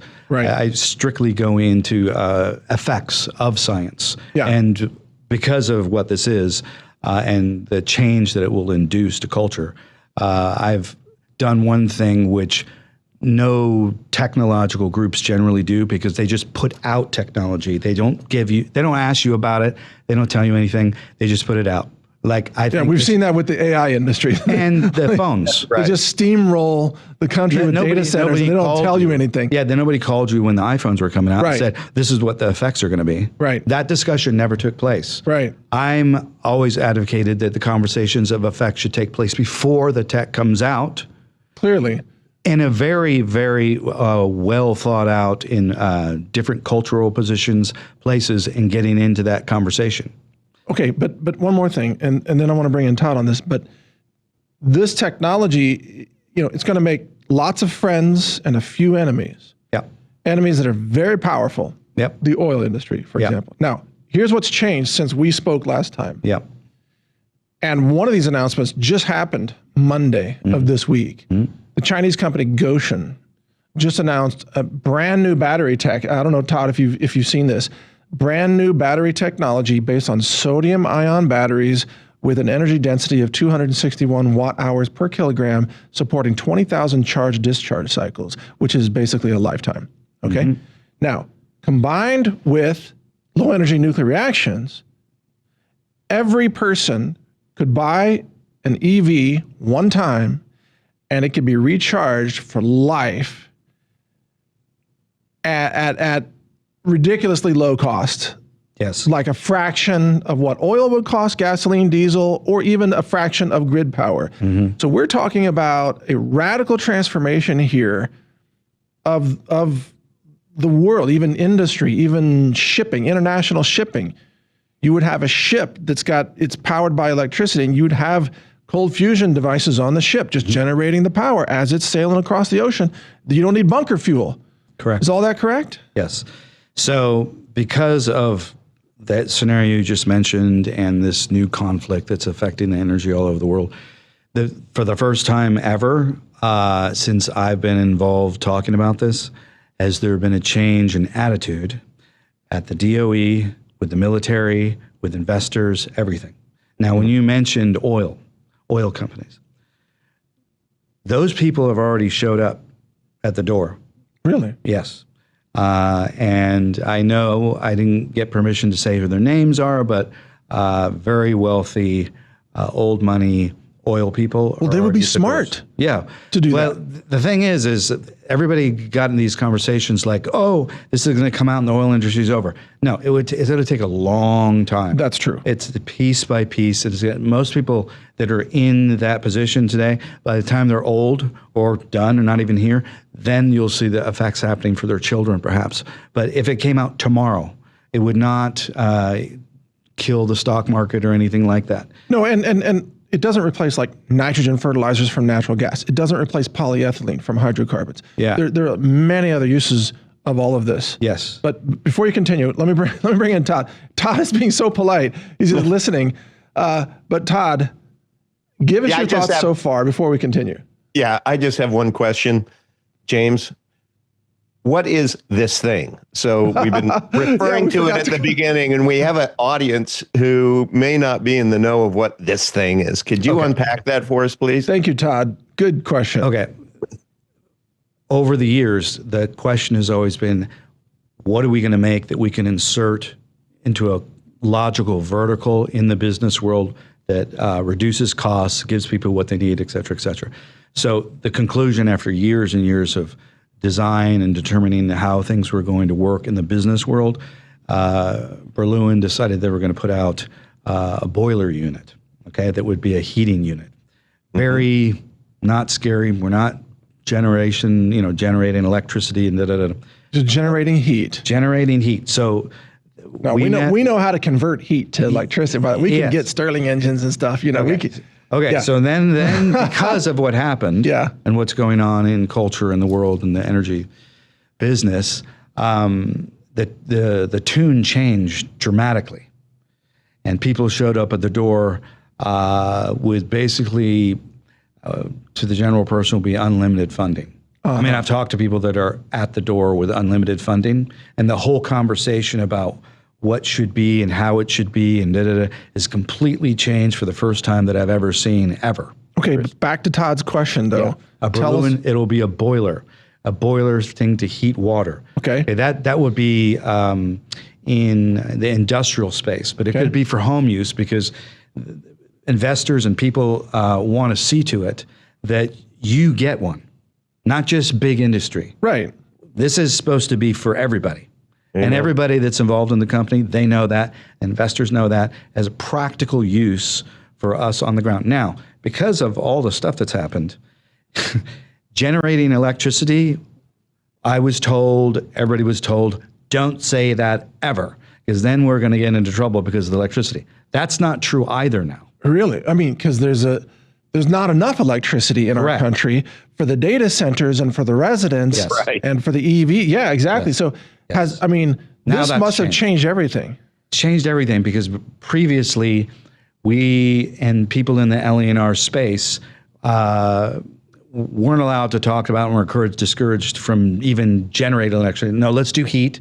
We'll go out and be nice and quiet about it and get out into society and everybody will leave us alone. And then all of a sudden, because of this, a need for more electricity, big money shows up and says, well, we don't need the heater thing. You can do that too, but we want electricity. We want it now. Yeah, they want it for the data centers, I would imagine. Yeah. All sorts of things. But yes, the answer is yes.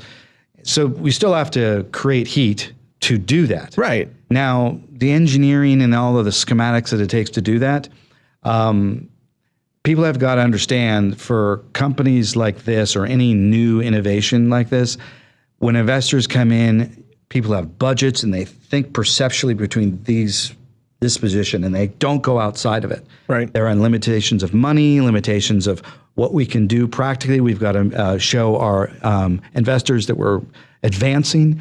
So they've always been on a very short budgetary situation. That's different now. Okay. That's totally different. And the people that are coming to the door are saying, we want electricity and we're willing to cut this amounts. And there are a lot, hundreds of millions.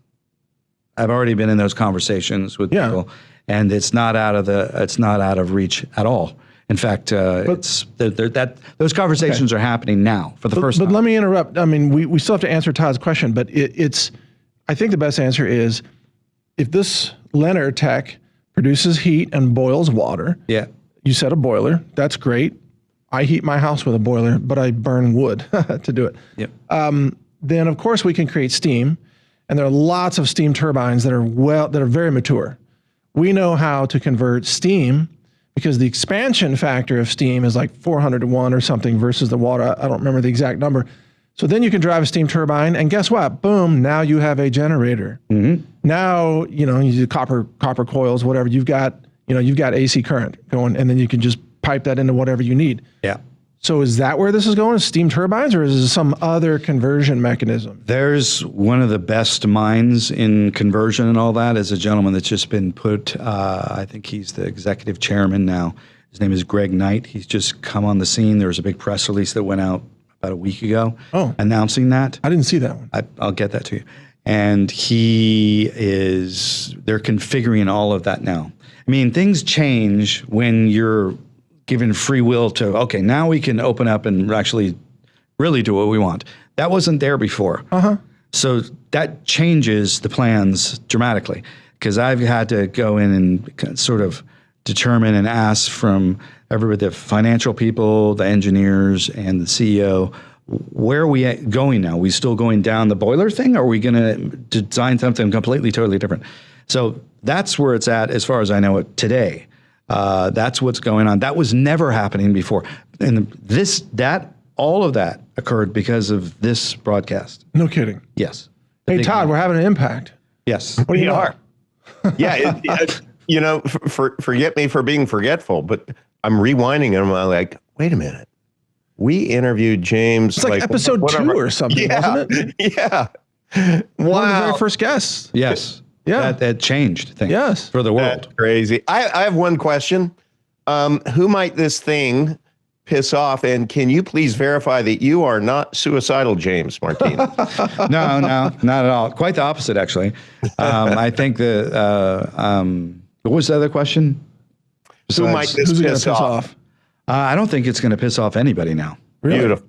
No, because that's good to hear. The people, things have changed. The big money and the deciders, a lot of them aren't going to be alive to see the effects of it anyway, even if they say, yeah, let's all do it now. They're all older people. They're at the peak of their careers. They want to do the right thing now. Wow. Most of them, everybody's involved with it, hands-on, are completely committed and spent a good portion of their life working on this. Yeah. Because if the public does the research on this, this was not embraced. Discovery, innovation, and trying new things, those type of people are not embraced at all. I've interviewed loads. You don't have to tell me this. I'm very much aware. Yeah, but I don't know if they know though. We have all these problems, and people say, "Well, I got this solution. I got this solution," and people don't even seem to realize that you don't hear about that. That's not encouraged. It's not. It's not encouraged. No. Hey, Mike, what's pushed is the status quo. Yeah, Todd. Can I make a suggestion? Please. After we post this interview on Decentralized TV, maybe go back to that original video and also place it right next to it, like just kind of as a combo, so people don't have to idea. Search all the way back, because I would love to go back and watch that now after this discussion. Let's do that. And also, we will add a search function to the site so people can find, because we have so many episodes now. Yes. Todd and I have been doing this show 2.5 years or three years. Yeah. Yeah, it's been That's a how long while. it's been since we spoke with Yes. you. By the way. Yeah. A long time. I wasn't sure for exactly. What was it? A year? Yeah, 2 years? it's been a while. Yeah. All right. So, but there's also technology that exists today that is, what do they call, like thermoelectric couplers or whatever, that just directly convert heat to power. But those are very expensive for how much power they produce. And you have to buy a massive number of them. And so the upfront cost gets huge. So, steam turbines are very cheap, relatively speaking, but then they consume water. Yes. The water's, Yep. gone unless you recondense it, which is possible, but that's another layer. And then you also have the issue of steam building pressure. So if you have a clog in the system, shit explodes, which is not good for consumers, right? Right. So Yeah. all of these, I would imagine, have to be like engineering questions. This is going to have to go through all the committees, the technical standards committees, which is one of those groups is called Insights. I know because I deal with another tech on those committees. And that includes all the safety, what the standards are going to be in that industry. This is a totally new area. Because I've talked to other people in other committees, and I said, well, how long does it take to do standardization for the U.S. and multiple other countries? So when manufacturing starts and coming out, what are these standards going to be? So that part of it, they haven't even got started with that part because I know what's going on with it. They're still coming out with a product. It's now going to be accelerated a lot quicker. It's going to come out a lot quicker now. Well, that's good because I've been asking to buy one of these since we talked last time. No, remember, I already invited you many times to this location. I know, but I don't. I want to run a unit here. So make me customer number one. I'll pay for it. We would love to demo the thing right here on the show. It'd be amazing. Yeah. But talk to people about the fuel. So, the fuel, I mean, this is a mass to energy conversion process that's natural. It's part of physics. Yeah. But it's not hot fusion, obviously. No. This is the nuclear energy that's got no nuke in it, as my colleague says. Right. Because if it did, it would never have made it this far. Ever. But it's converting, is it heavy water or is it deuterium? Heavy water. Heavy water and into excess heat. Yes, through one catalyst rod, which is like the key to the whole thing. Right. And it's a very slow reaction. Yes. Now, the engineering marvel that I spoke about the last time was being able to switch it on, switch it off, turn it up, and turn it down. Because if you can't do that, you have nothing. Of course. So we can't turn it off. Yeah, that milestone was made a while ago. It was kept very secret. It's what basically allowed more investment to come in because they said, okay, now we can see that we have a chance here.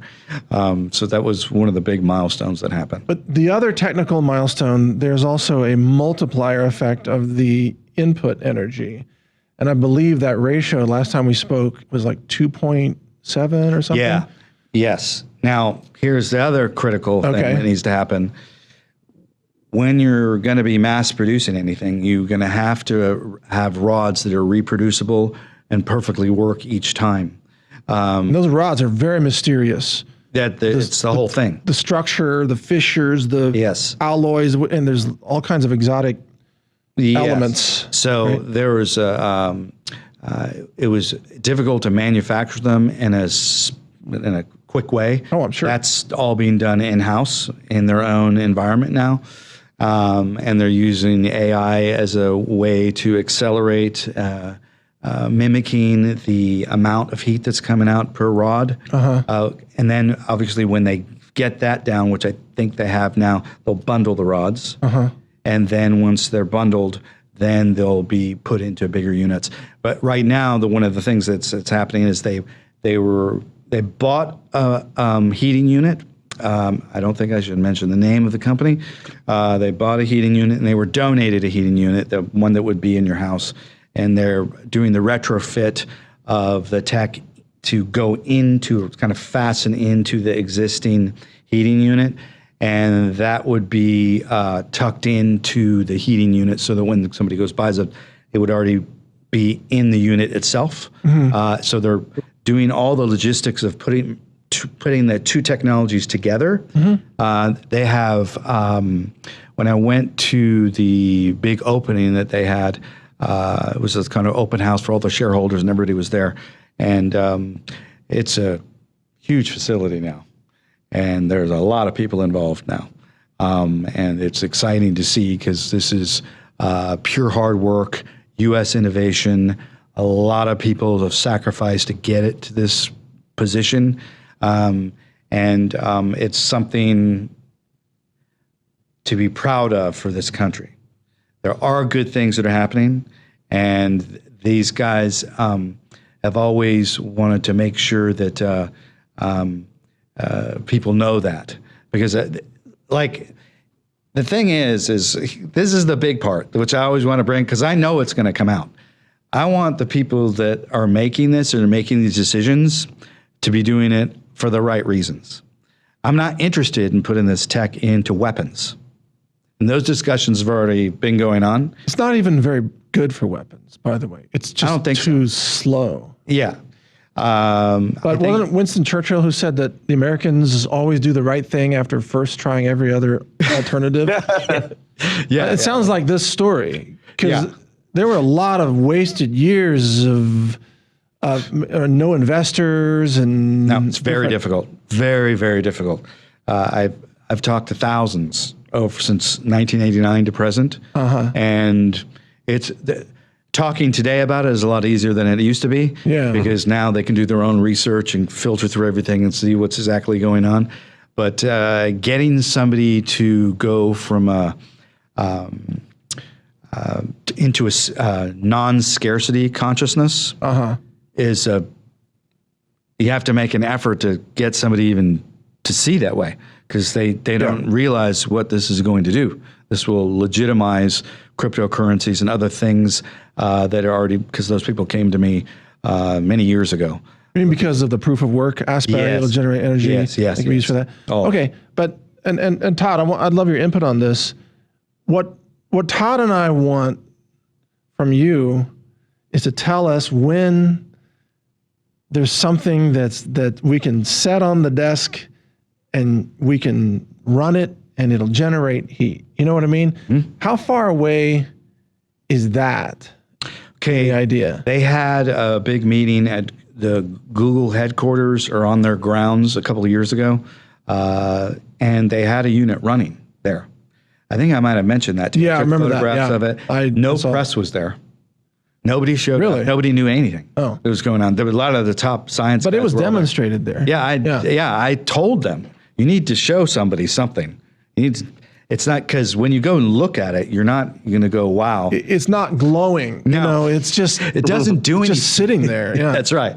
It doesn't dazzle on that level. It doesn't. So I asked them to have a device that would show some movement or show something on it, doing something, so they could see it. And they did have that.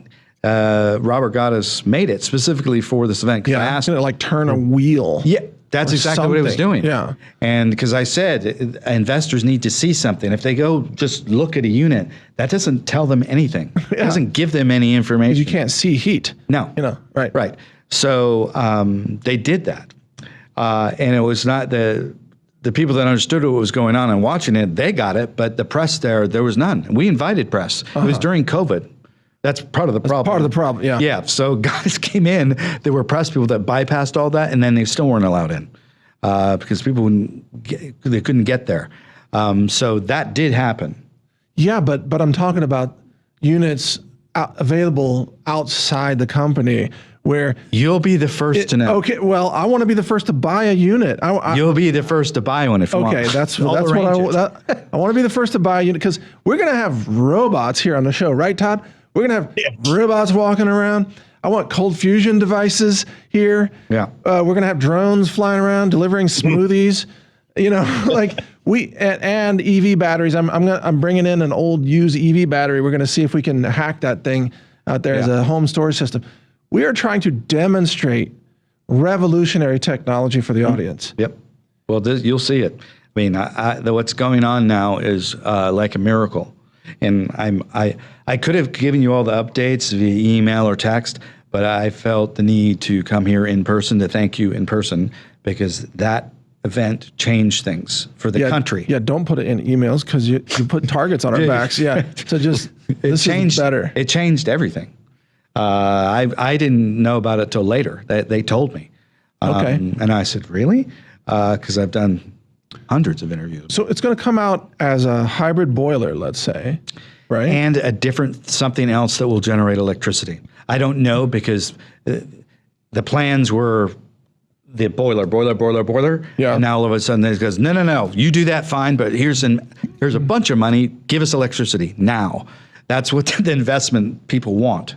But in order to generate the level of electricity, for example, Jensen Huang of NVIDIA just said, you probably saw this, Todd, he just said, we need 1,000 times more electricity than we have in the entire world to run AI. I mean, Yes. that's what he implied, Yep. to run compute. Okay. Yep. Well, some of these data centers are 1 gigawatt of continuous.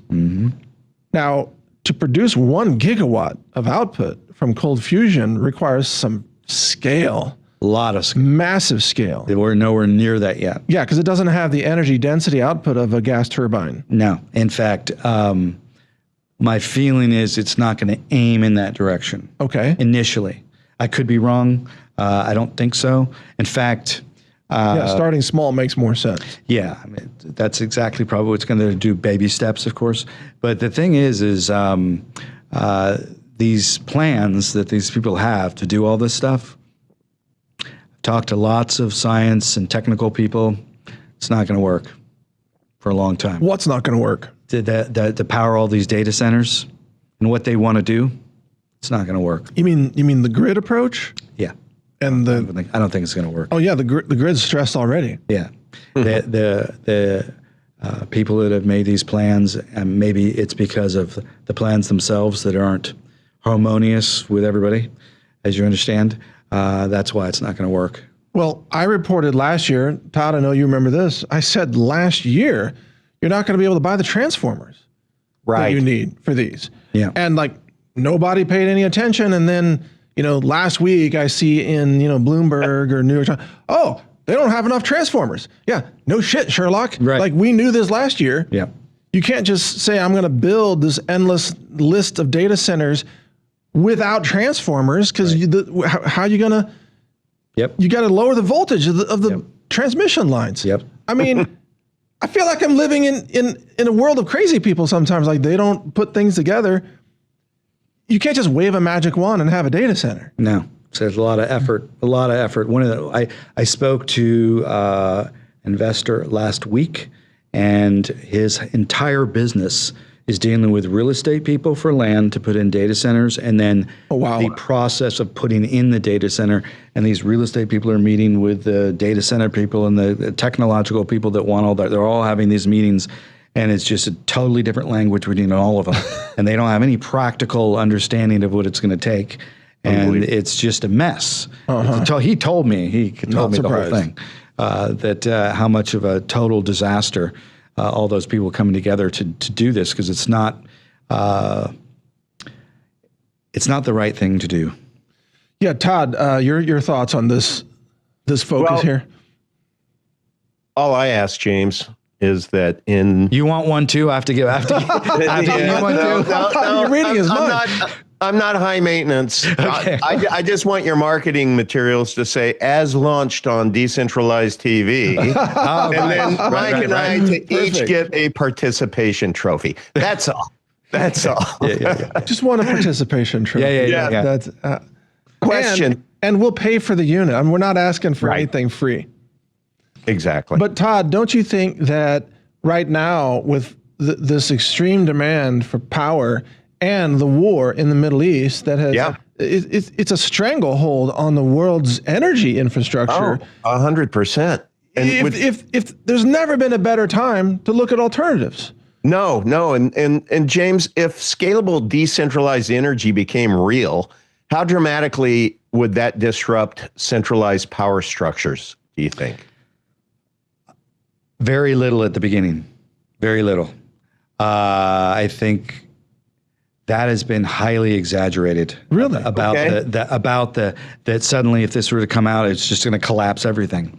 That's not going to happen. Yeah, at I don't all. see collapse, but just kind of, I thought like a reconfiguration. Yeah, it'll be a reconfiguration, but it's a necessary reconfiguration, and it should have been this way a long time ago. And the discussions about the reconfiguration, I know when they started and who started them, the quote energy conversation.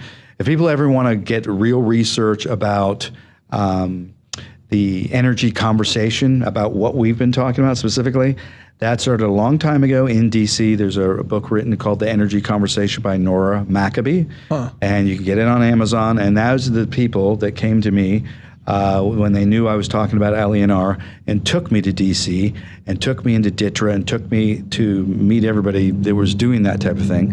And then they told me the real background of how people that have been trying to bring in tech like this and others to pull back the curtain, because I know we got everything. I know what we've got, and all that stuff should be coming out.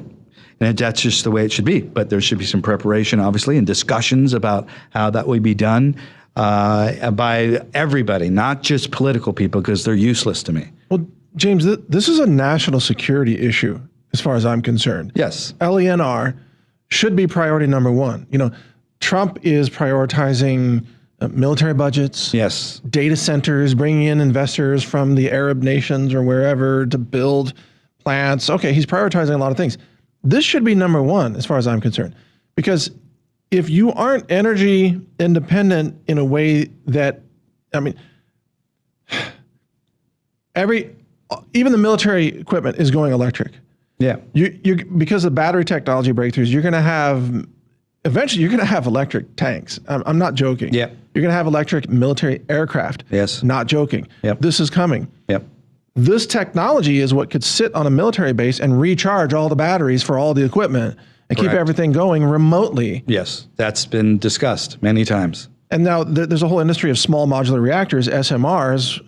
I think, like Raytheon and Lockheed Martin, I think they've got like SMRs, but that's stalled because there's still nuclear rods that have to be installed on site that some, terrorists could come steal and make a dirty bomb out of. And that's not the case with LENR. No, there's none of that danger involved. Right. At all. It's not uranium rods in it. No. People can look at that website and they're very open about what it is, how it works, and what they're actually doing. They've never hidden at all. In fact, they've made it a point to be very public about what they're doing and how they're doing it. And they have been tested so many times. It's like they're past all that now. Yeah, of course. But you know how Trump is obsessed with obtaining the uranium material from Iran right now because that material is so dangerous. Yeah. But this LENR doesn't use anything from that world of fission nuclear energy creation. That is not what this is. No, not at all. There's no nuke in the nuclear reaction at all. Right. So it is safe. That's key. And also that because of the suppression of all these technologies, because, America and our government did not help on this. Why? Of course they didn't. But most people don't realize that they think that our government would be, they'd have a vested interest in new technologies and new things to do things better. But think. that's just not true. Right. Not true at all. We know that. I was incredibly disappointed at the very beginning that so many people went out of their way to destroy people's careers and shove everything down and not even allow the discussion to even happen. Yeah. I was there witnessing it, and I was going what? No, but that's been the history of science. Yes. Crushing the outside opinions. Yes, very much. Very much. Crushing innovation. Yeah. We should be living in the future by now. Yeah. Yeah. So much has been suppressed. The real interesting things are gonna come about when you have a working unit, and I got a spot for it right here. yes, we have a working unit on your desk, next to your desk, and what is the amount that you should be paying? Well, that could be calculated as a discount from the benefit, right? Sure. So we know kilowatt hours, how much those cost. So if the unit is, I imagine the company would end up leasing units to people for something like 1/3 of the power cost that they typically currently pay. Yeah, and now these conversations weren't just like theoretical. Now they're actually happening. Like we need to get ready for this. How about a nickel per kilowatt hour? How about that? Yeah, something. A nickel. A nickel. Right. Yeah. That makes your electricity costs cheaper than China's electricity costs. Yes. Right? Yeah. So if I can pay a nickel per kilowatt hour, and if we can do that at scale nationwide, then we can be competitive in the AI space. We can be competitive in compute because of the electricity requirement at the data centers. Now we can compete with China. Yes. But this energy technology is the critical underpinning of that. Yeah, and it's this technology specifically, when it does come out, it will trigger all the others to come out, because this one has been the most open in front of everybody for such a long time. And when I originally met with people in DC, I said, the people that are doing this, they're making an alliance with nature. They're working with nature now. Right.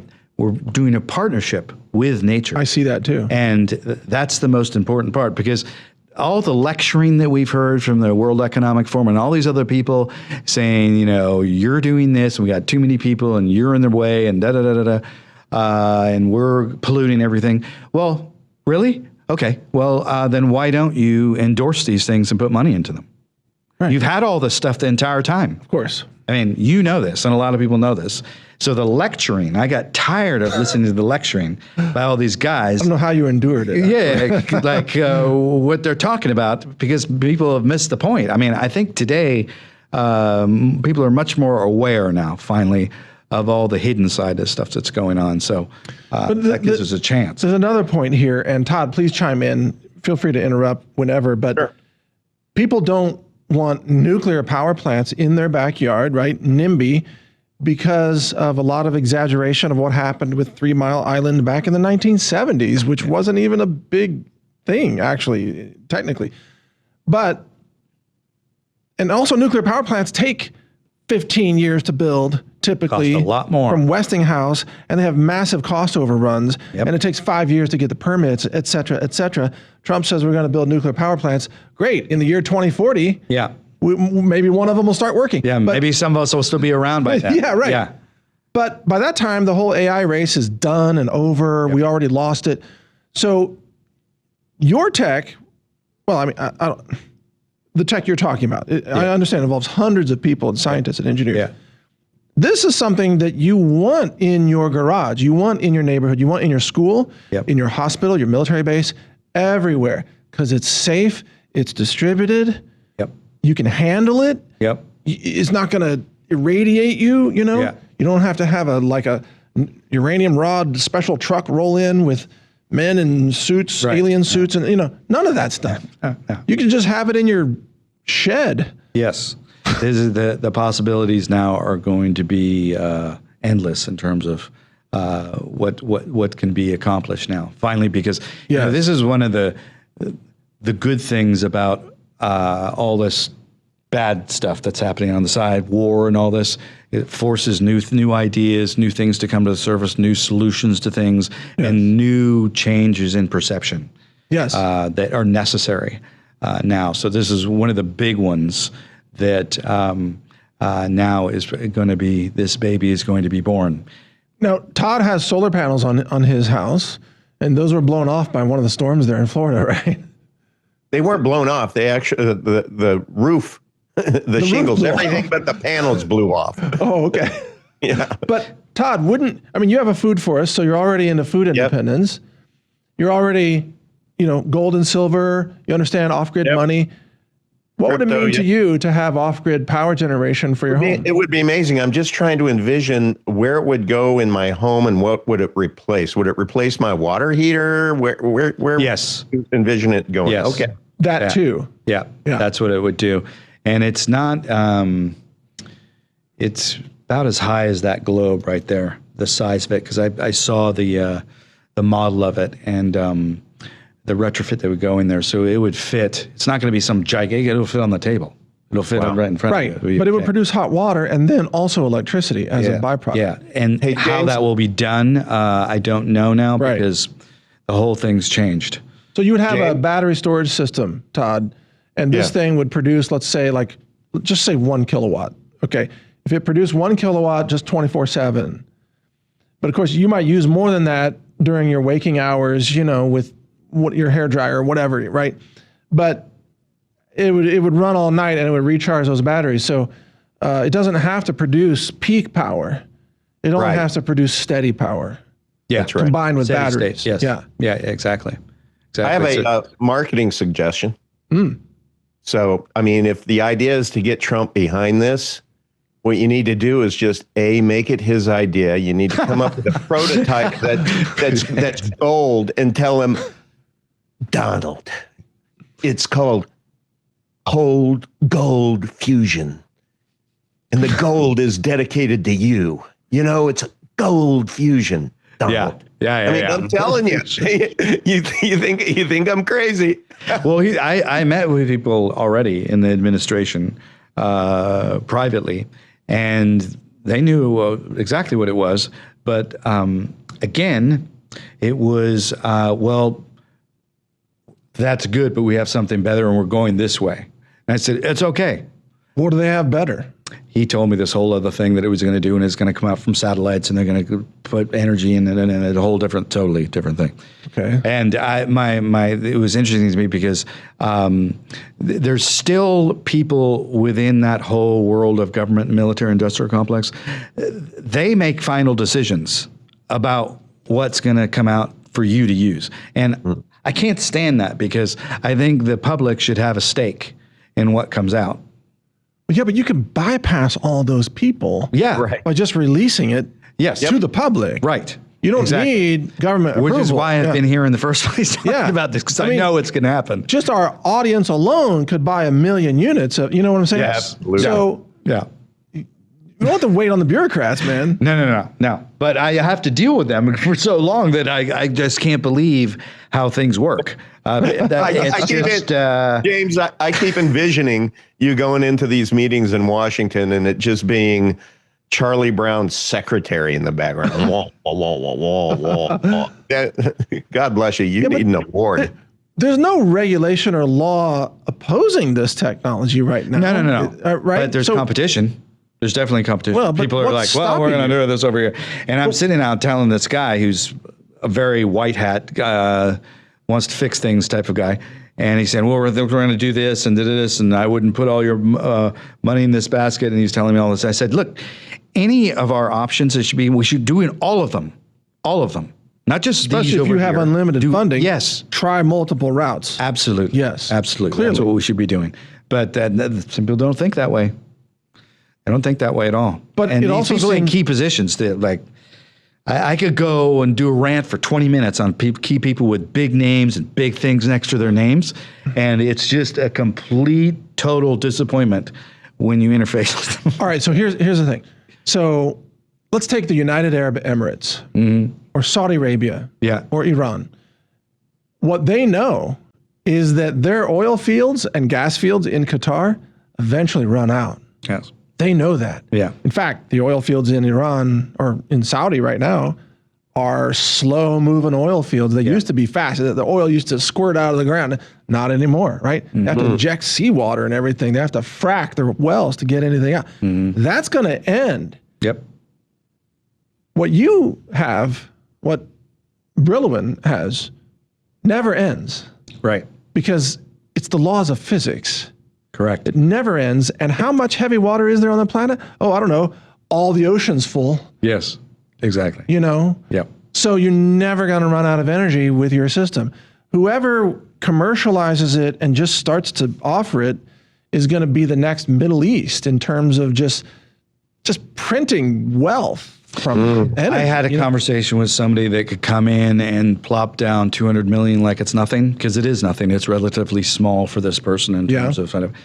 And we had this conversation. He says, well, James, if you had this, what would you do with that? How would you, what do you need? And what would be if you had unlimited, what would you do? Because when you're at that position, it's not about the money anymore. It's not about the tech, but it is about the people that are making it and then utilizing it when it comes out. And those are the people that I'm interested in talking to, that have their head on straight and have thought this thing through. Because once you do have this and you're going to put it out, there's going to be major changes in attitude and cognitive thinking, because now you're not in this scarcity thing anymore. Mm-hmm. And now that changes a lot, because if you're not in a scarcity consciousness, conflict, that's not True. You don't need to fight over the oil in the Middle East. Thank you. Yeah. Thank you. Thank you. Also, exactly. Also, if I were Brillowan, I would sell to the state of Texas a water desalination plant that runs on LENR, right? Yes. Desalination, right? You stick them on all the coastline, freaking everywhere around the world. You are psychic. I'm psychic. Yeah, because you not only have you pivoted this whole thing for everybody, but big Texas money is already at the door for real big Texas money. They should be. And people have flown out, and that whole conversation is going on right now. Okay. Yeah. So if you can produce energy at very low cost, then everything becomes abundant. You leave the scarcity economy, like you just said. Now you can have fresh water from desalination. Yes. Now you can have farming, unlimited farming. Thank you. Yes. Right? Yep. Unlimited transportation. The GDP of every nation throughout history is almost a perfect match, a correlation match with energy production. Yes. Right? So if you double or you 10x your energy, your GDP goes 10x. Yes. And then the government should be happy because they've got 10 times the tax revenue coming in. Yes. Right? Yes. So like everybody wins. gets to win, right? Yes. Exactly. Exactly, which is what I've been trying to tell people for a very long time. Hey, James, just ahead, to interrupt here. That last 60 seconds, Mike, is their infomercial. Sorry. Yeah. Should be. Yeah. Go ahead, Todd. So how much water will one of these take? I mean, is it a lot or a little? No, it's not a lot, because I've seen the size of the unit, so it's not very much. But now, because of the situation, there's going to be a possible redo of the design and how they're going to do this. Because those discussions I've not been in the room for yet. You can recapture and recondense the steam. Once the steam blows through the turbine, then you can just you can just recondense it and you can recapture like 80 to 90% of the water. Yeah. That is going to be a great engineering discussion. That ask me, I'm good at this stuff. Yeah. No, you're already involved. You're already involved. I can solve this problem. I can solve water condensation. Yeah. Well. Yeah. But to answer your question though, Todd, the amount of actual the consumption of water would be completely made up for by the fact that you could run like well pumps at a fraction of the cost, and desalination plants, and don't forget, water condensation units that pull it out of the air, but need a lot of power. So you could just condense water out of the air to be in the system to convert to steam. So you don't even have to have a water input, technically. Okay. Yeah. I'm except maybe in the desert. Personally thinking about those of us live in these darned HOAs where they don't allow you to, dig a well. Well, in Florida, you have so much water in the air. You just power a water condenser, just going to pull water out of the air, and that's all the water you need. Point. That's a really good point. Yeah. And because part of why I asked that question about the water is, with our interview with Hakeem, we talked about the water that is going to be needed by all of these data centers, and that ultimately it's going to impact our aquifers. And and is water going to be something that is, the water wars? Yeah. But energy changes the whole thing. Energy solves the water wars if you have affordable, low-cost, clean energy. Yeah. And that's what this is. It solves the water problem globally. Now, you think that more countries I spoke to 4 governments in Africa about it. Yeah. Trying to get other investment capital from different areas. And they haven't quite figured it out yet. They don't even know. I just went to South Africa. I spoke to people there about it. France, I spoke to people about it. The Nordic countries, they're probably the first up. I said, as soon as you have it, we're buying. They're ready to go. I think it's Norway, actually, there, because their engineers went over there a while ago. Yeah. So what's happening is a second chance for everybody to do the right thing with this. Yeah. So that's what the company wants. That's what their investors want. Now, the final piece of investment, it's not whether they can attract the money people because they're there. It's the person. Because once this person shows up and they put in this certain amount of money, they want the right partner. They really want the right people involved, because it's no longer a money issue. It's going to be the right people, because they're still filling out Series D, and then there may be even more going on as this thing accelerates. Can I vote for Bill Gates? I think he's such a he's got the right. Well, you know what he did? He went to UT and he tried to buy all the patents for everything, all for himself. This was like years ago. Bill Gates did? Yeah, he went to Texas. Seriously? Yeah, this happened. I am psychic. Oh my God. Yeah, you are psychic. Yeah, you are psychic. It was that's UT, crazy. and I forgot the scientist's name. Really great guy. He came in and told me that Bill Gates wanted everything. And why wouldn't you? Said, You know? Yeah. And then he said, no, we're not going to give you everything. But I'm glad that they turned him down. Yeah. Because I remember when it happened. It is critical that the people that control this technology have pro-human ethics. Oh, that's critical. Yeah, they do. And they do. They don't. I told them, because be engineers, don't get in the political thing, right? Just pull out the product and do it. And then out of the other part, and your PR team or how you deal with the public, they get separate people for that. And then, because that needs to be done early, right? And to prepare people for what this is going to do. This is why I talk about it in the first place. This tech will turn deserts into food crop production areas, right, if you just harness it correctly. Yes. And it's all about energy management in the economy. But remember, food is just it's a representation of hydrocarbons that are reformed through photosynthesis. That's what food crops are today. Yeah. You don't actually need the hydrocarbons except for the fertilizer, but there's even microbiology in the soil that can free up the N2 molecules in the atmosphere. They can make nitrogen available to the plants, but that's a separate story. What you mentioned earlier, though, reminds me of you going around the world trying to convince them that this is such a big deal. It's like if the Wright brothers existed today and they're going around the world saying, we can build machines that can fly through the air. And all these other countries are like, that's impossible. That's stupid. Nobody thinks machines can fly. Yeah. Yeah. But they can. Yeah. No, it's been a long haul. A very long haul. Right. It's an important lesson for people to understand that never underestimate the power of disinformation and lies. It's a big business. And when the Pons and Fleischmann first discovered this, I remember the exact moment I heard it on the radio, and I knew right then that these guys' careers were over and they're going to have a lot of problems because in '89, when it was on the cover of Time and it was all over the world that they had solved this crisis and that a lot of people lost money. A big, huge amount. Contractors lost $800 million in a deal when that happened, and it pissed off everybody. And they came after them hard. Yeah. And some people were killed over this.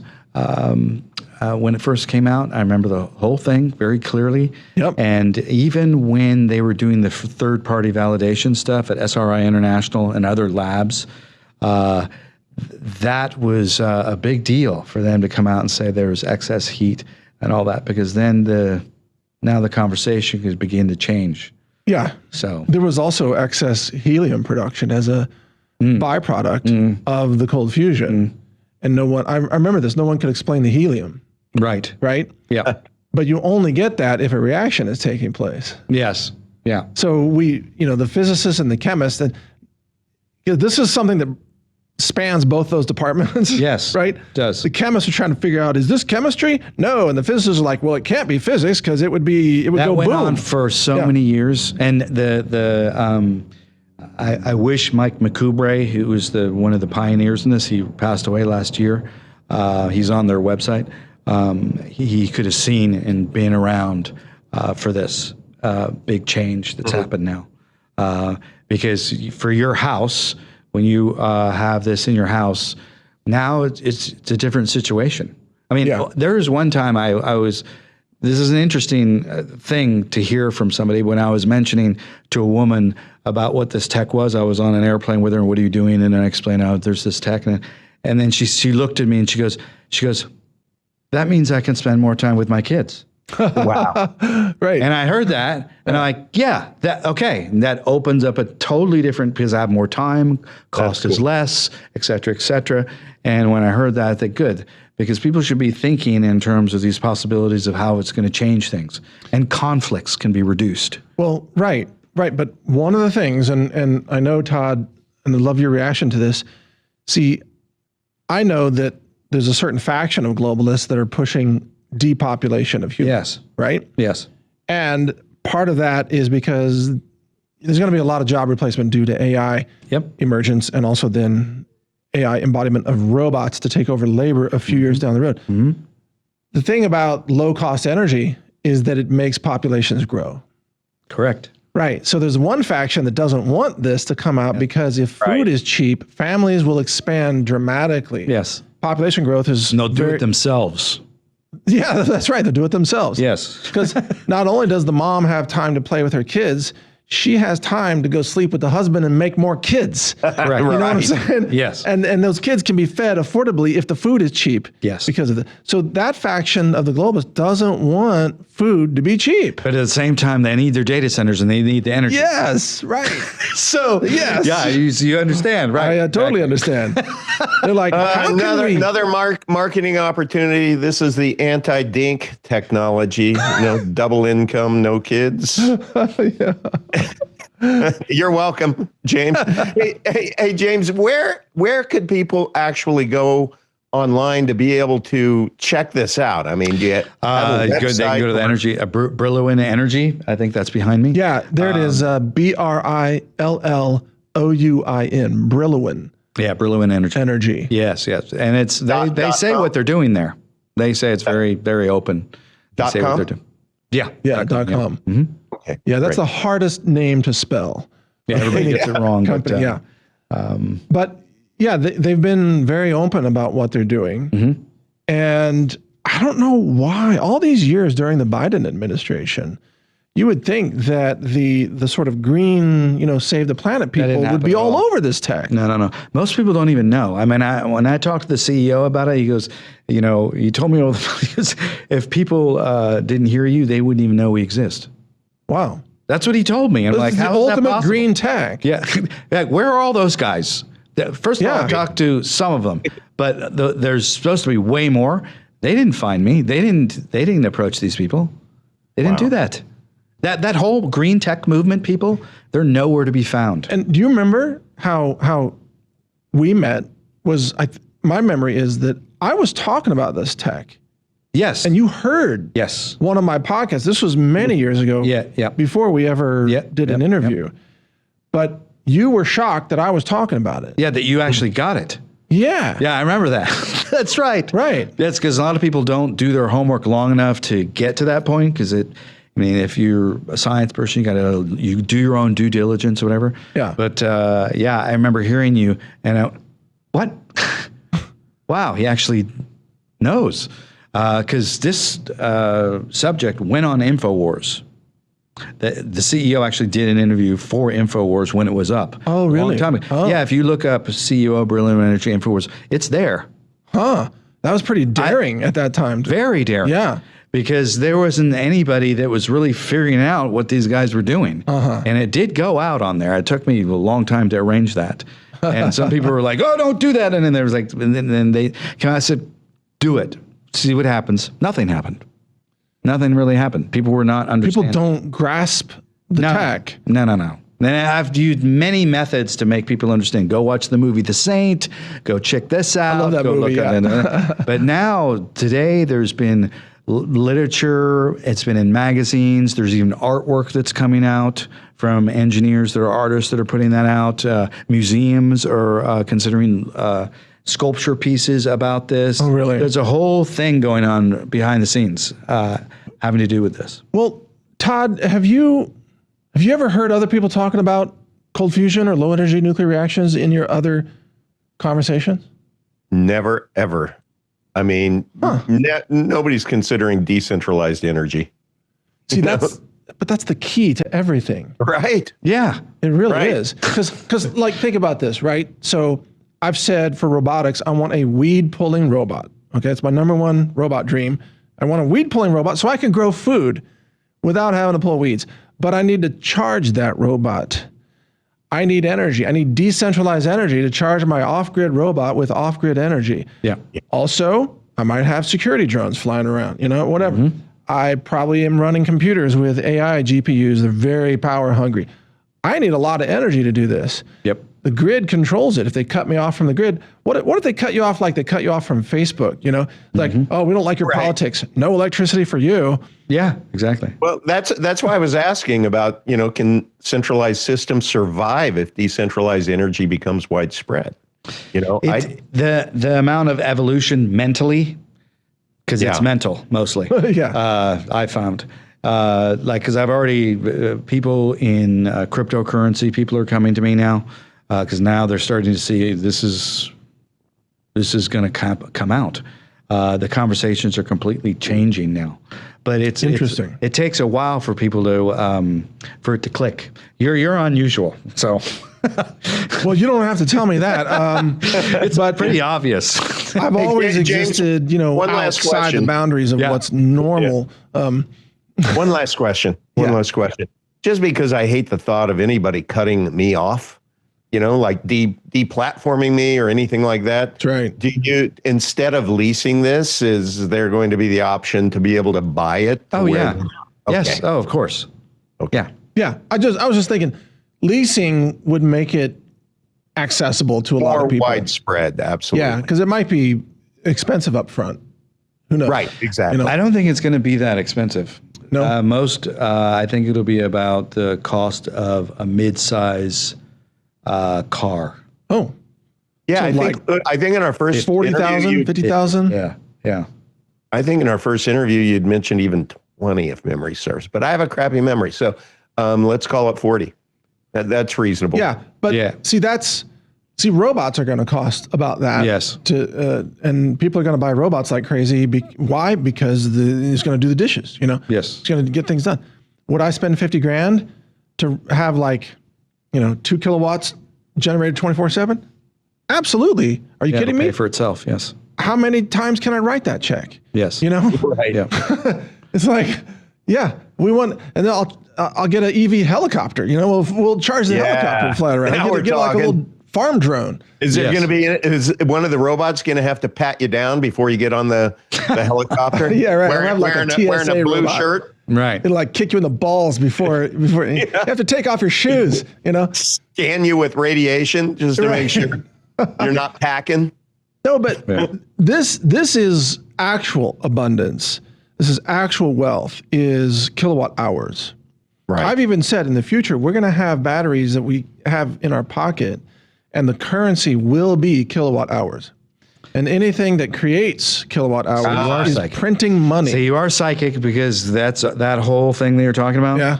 I have a PDF of all that conversation. Really? Yes. There was.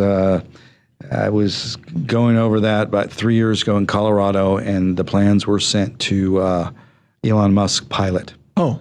About exactly what you're talking about. Elon Musk is just right down the road here, by the way. Yeah, I don't know if he knows what's going on there. Whole facility is not that far. Really? But see, to me, energy is money.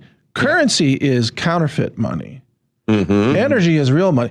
Gold and silver have store of value, but you can't use them to power a motor or a pump water, whatever. Yep. Energy is the ultimate universal money. I think that's energy token. Energy token. An energy token would be created, and I went over that with some serious people many years ago. It was a little premature, but that's okay. Yeah. Because what you just said, it's on the plate. It's on the possibility plate. I could see in the future, you go to the store, you pay in kilowatt hours. I love that. Mm-hmm. Yeah, it makes sense. Because everybody will need them to power their life, their refrigerator, Yep. their EV, their robot, their AI, their air conditioner, everything. That's the currency. That's what we foresaw and thought that it would ultimately turn into that because it would change contract and contract law on what that means when agreements are signed, ratios of energy, how would you rate that? That conversation, that one specifically, that's where I'm at. That's where I want to get to and be in the room for when that is happening. Because I had the conversation with somebody else last week, and they turned me on to somebody that has about 6 patents and would understand exactly what you're talking about, has the capability of doing it, the whole thing. And it ends central banks. It ends counterfeiting currency. It ends government debt spending. Yes. And it empowers everybody to participate in a just economy. Thank you. Yes. Thank you. Right. Thank you. I have And to say. because energy has built-in scarcity, Yes. it takes effort to harvest it, to produce it. It takes investment, even if it's just a solar panel. It takes something to produce it. Correct. So it has a built-in scarcity, but it has a built-in practicality. And when people use the kilowatt hours, they are destroying the currency that exists, which is a good thing because that reinforces the scarcity. Yep. So you're not going to end up with inflation because people are using the currency to power their freaking motors. That's it. I mean, it's the perfect financial ecosystem. Todd, does that make sense? I love it. It's just going to make those who are really into carbon credits sad, though, Mike. Yeah, exactly. Yeah. And this is what you just mentioned is where I wanted it to go and why I got involved a long time ago, because I knew it would interrupt everything and create this new thing that you're talking about in the financial world. And it would take the grips off of everything and put us in a much smarter place where everybody can still win. Well, you know, like there's this company called Donut Lab that claims to have this solid state battery that is quite remarkable. I think it's 400 watt hours per kilogram of energy density. But also there's a Chinese company I mentioned, Goshen, that has 261 watt hours per kilogram in a sodium ion format. That and they're invested by Volkswagen. That's all legit. The Donut Lab, not everybody believes them. But I think this is just the beginning. You go 2 orders of magnitude more, you're going to end up with like 40,000 watt hours per kilogram. You know, probably within 10 years is my guess. So you can walk around with a battery in your pocket that can like drive your car 1,000 miles. Right. You know, Exactly. that's coming. And then Yes. if I roll up to one of your low energy nuclear reaction stations, I plug in my pocket There you go. kilowatt wallet, Yep. right? Protector. Right?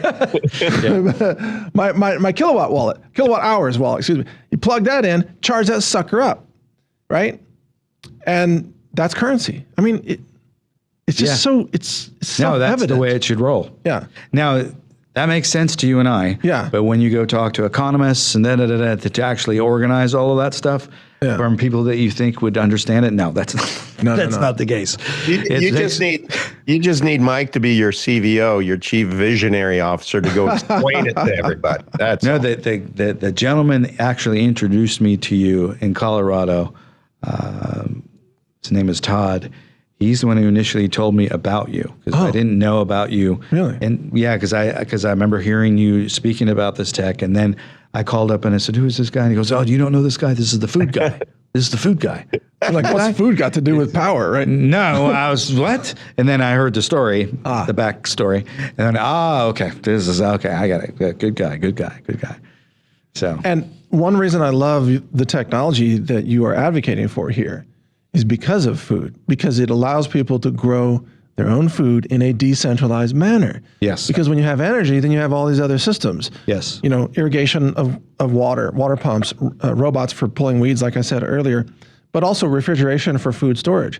And so, in my vision of a perfect world, we don't go into a giant big box store to buy fresh produce. We grow it, but we grow it using tech, absolutely. off-grid Absolutely. tech. Yeah. Yes.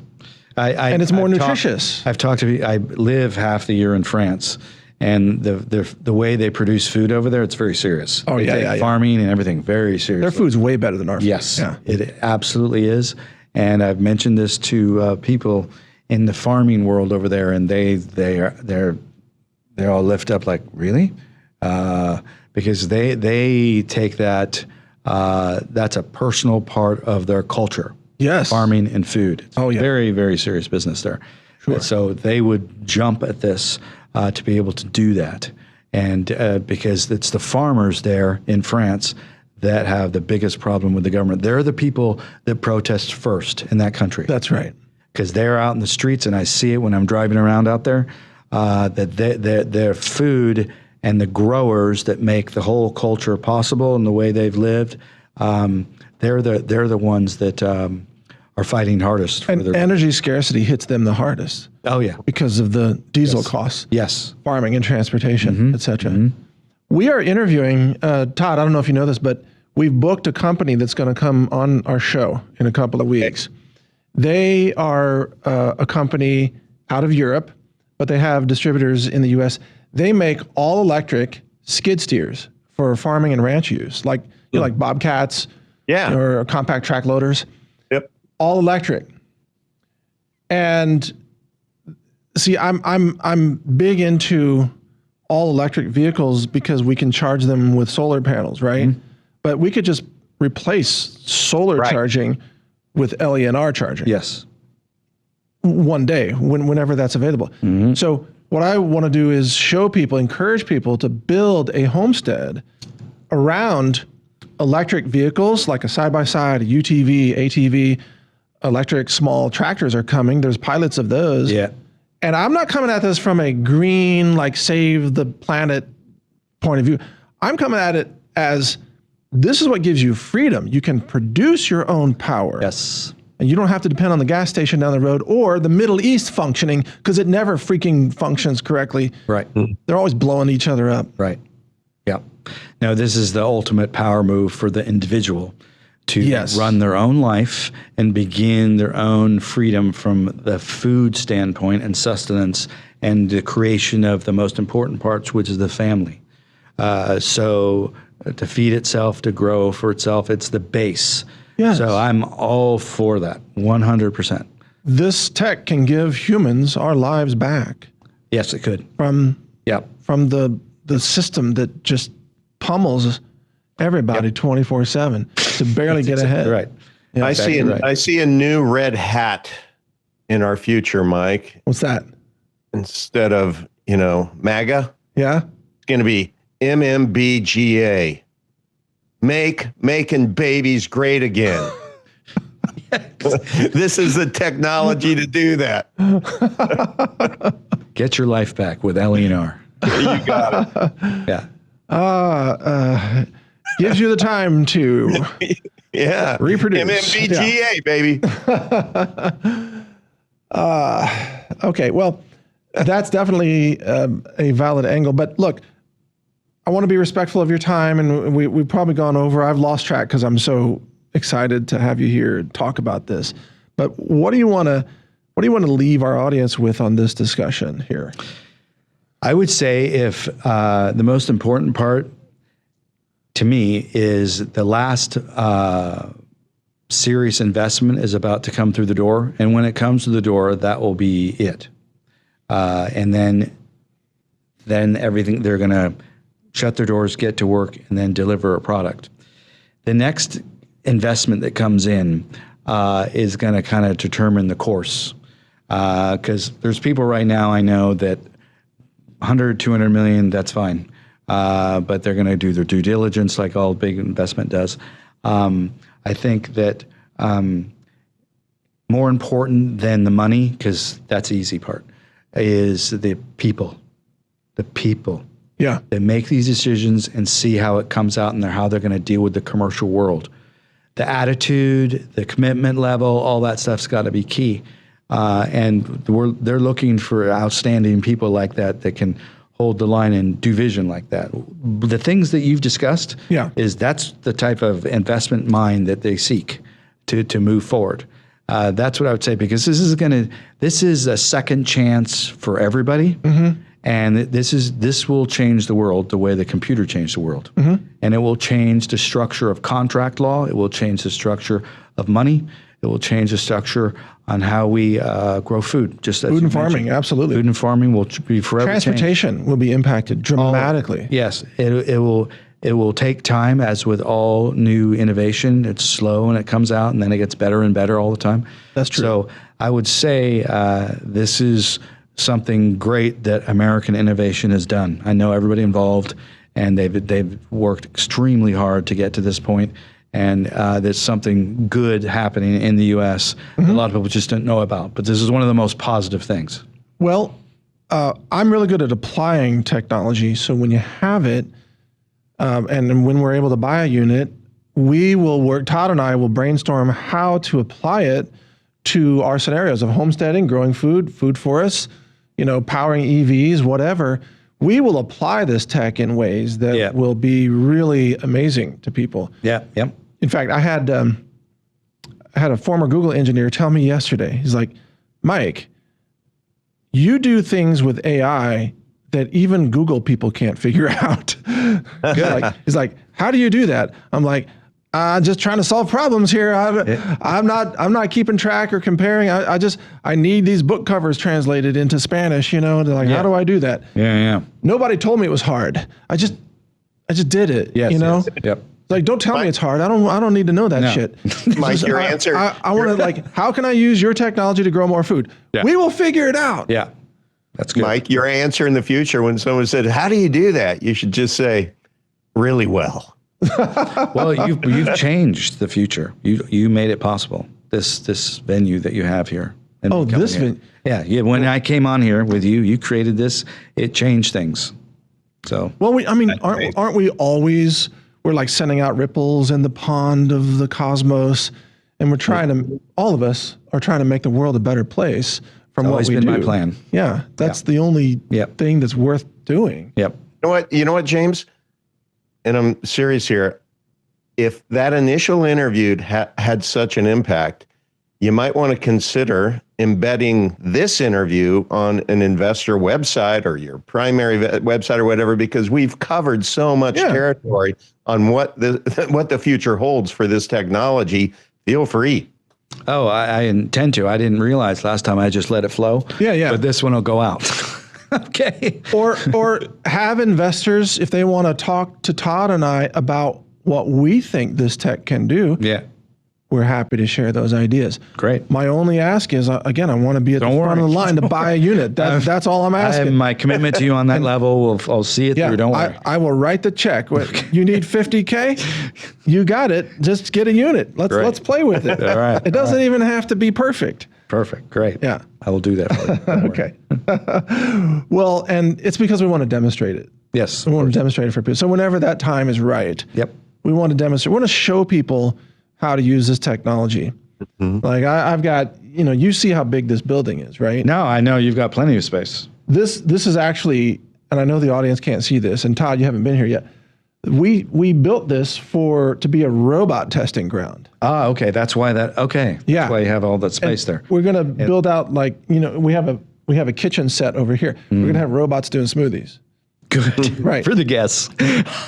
Well, I mean, would you like any as a drinks demo, before you And we're going to stand back once we give it a knife, make sure it doesn't go full Skynet on us. Yeah. But we've been trying to get Chinese robot companies to sell us robots. Mm-hmm. And so far, they've been a little too nervous to sell us the robot because they're afraid of our testing. Ah. Yeah, because it's an uncontrolled environment. Sure. We're not here to mock robots, for sure. We're not going to kick them down, We're trying to see what they can do. The food guy is going to test the food, and then he's going to test the robots. We're going to test the robots making the food. That's the whole thing. We want a robot that can make a smoothie. Yeah. But that requires slicing avocados and things. Yes. So far, we don't have any Chinese robot company that is open to us buying their robots to do these things. But it's also because they're not ready for those tasks. Yep. So you can buy a dancing robot. Yes. I don't need a dancing robot. Nobody needs that. Yeah. He's a functional. I need a smoothie making robot. Yeah, exactly. So that's the story. Good. Great. But we could set up your experiment we could have a boiler. We could have Fantastic. heat a turbine. We could produce steam in the building. We don't care. We could. You see that door? There's a big roll-up door. We can drive forklifts in here. Oh, great. So we can offload heavy equipment and bring it in on forklifts. Great. So however big it is, it doesn't matter. It's Great. fine. Duly noted. I will let them know. All right. All right. So James, what should people, is there anything else you want to recommend of websites or resources that people should? Coldfusionnow.org. I think there's a long history of the science on there if that website's still up. But now there's been documentaries, loads of things about this if you put it in YouTube. And a lot of scientists in other parts of the world, other companies are developing this. In Japan, there's another company in Japan that's doing it. This is the arrival time, a great moment in history where we're partnering up with nature instead of working against it. So it's a great time. 100% agreed. Well, we'll continue to be your fans and advocates here as like a third-party voice. I want this technology for humanity because it's clean, it's safe, it's decentralized, it's empowering. Yep, you got it. I mean, it's all those things. What's not to like? Hey, Todd, what would you like to put on the end cap here for this conversation? Just the suggestion that before Donald gets it, I think you should get goldfusion.org. Just go secure that sucker. And then make it his idea. Okay. No, this has been fantastic. But I do have to say something, Mike. You know me, I prep like crazy for these interviews. And James Martinez, you have such a backstory and you were involved in so many different things and topics and subject matter. I try and keep them separate, because I've stayed with this thing and don't jump into other areas. Yeah, there are other areas that they say, well, don't conclude that at the same time. Yeah. But LENR technology, man, it took up an entire episode. But I'm telling you, based upon my notes here, we can have about 5 more of these conversations. Isn't You've that been the great. truth? Great. All right. Well, thank you so much, James, for being here. Please just hang out, have a seat on the couch, enjoy our superfoods. Perfect. Todd and I are going to continue for just a few more minutes here. Perfect. And then I'm going to give you a tour of our mass spec laboratory. Oh, good. Thanks. How about that? You ready to see that? Yeah, I love it. Okay. All right. So there you go, folks. We're going to take a quick break. We'll be right back with the after party here on Decentralized TV. Join the official discussion channel for this show on Telegram at t.me/decentralizedtv, where you can ask questions or offer suggestions of who we should interview next. Also be sure to subscribe to the email newsletter on decentralized.tv, where you'll be alerted about 1 day in advance of each new upcoming episode, before it gets published. On Decentralized.tv, you'll also find links to our video channels and social media channels across all platforms, including Brighteon, Rumble, BitChute, Twitter, Truth Social, and more. Check it all out at Decentralized.tv. All right, welcome back, folks, to the after party here. We're going to make this shorter than usual because our guest, James, he's here in person. I'm going to give him a tour of the lab that we have here, see if we can blow his mind with some of the mass spec equipment. But Todd, what do you think? Wasn't that a great conversation? It was a great conversation. I'm just sitting here thinking, not every day I witness, all the world's problems being solved in less than an hour. Mike, I have to tell you, the right and left side of your brain and wherever else you put a brain is just beyond compare. I mean, the way you connect the dots and your vision and everything. And, how many times James said, you're microdamus. I mean, we're already working on that. Yeah, that's part of the plan. It's just amazing. Well, you're very kind, Todd. But look, I just feel like we're simply trying to solve practical problems. Sure. That's all there is to it. Yeah. I just happen to not be bound by other people's existing systems. In fact, right. I despise the conventional systems, as you can tell. I mean, that's what this whole show is about, is we're going to break the boundaries and we're going to teach people things and demonstrate things that are not part of the establishment. Well, and it's like, I love the fact, they used to say when E.F. Hutton talks, people listen, right? And the same goes, I believe, with you.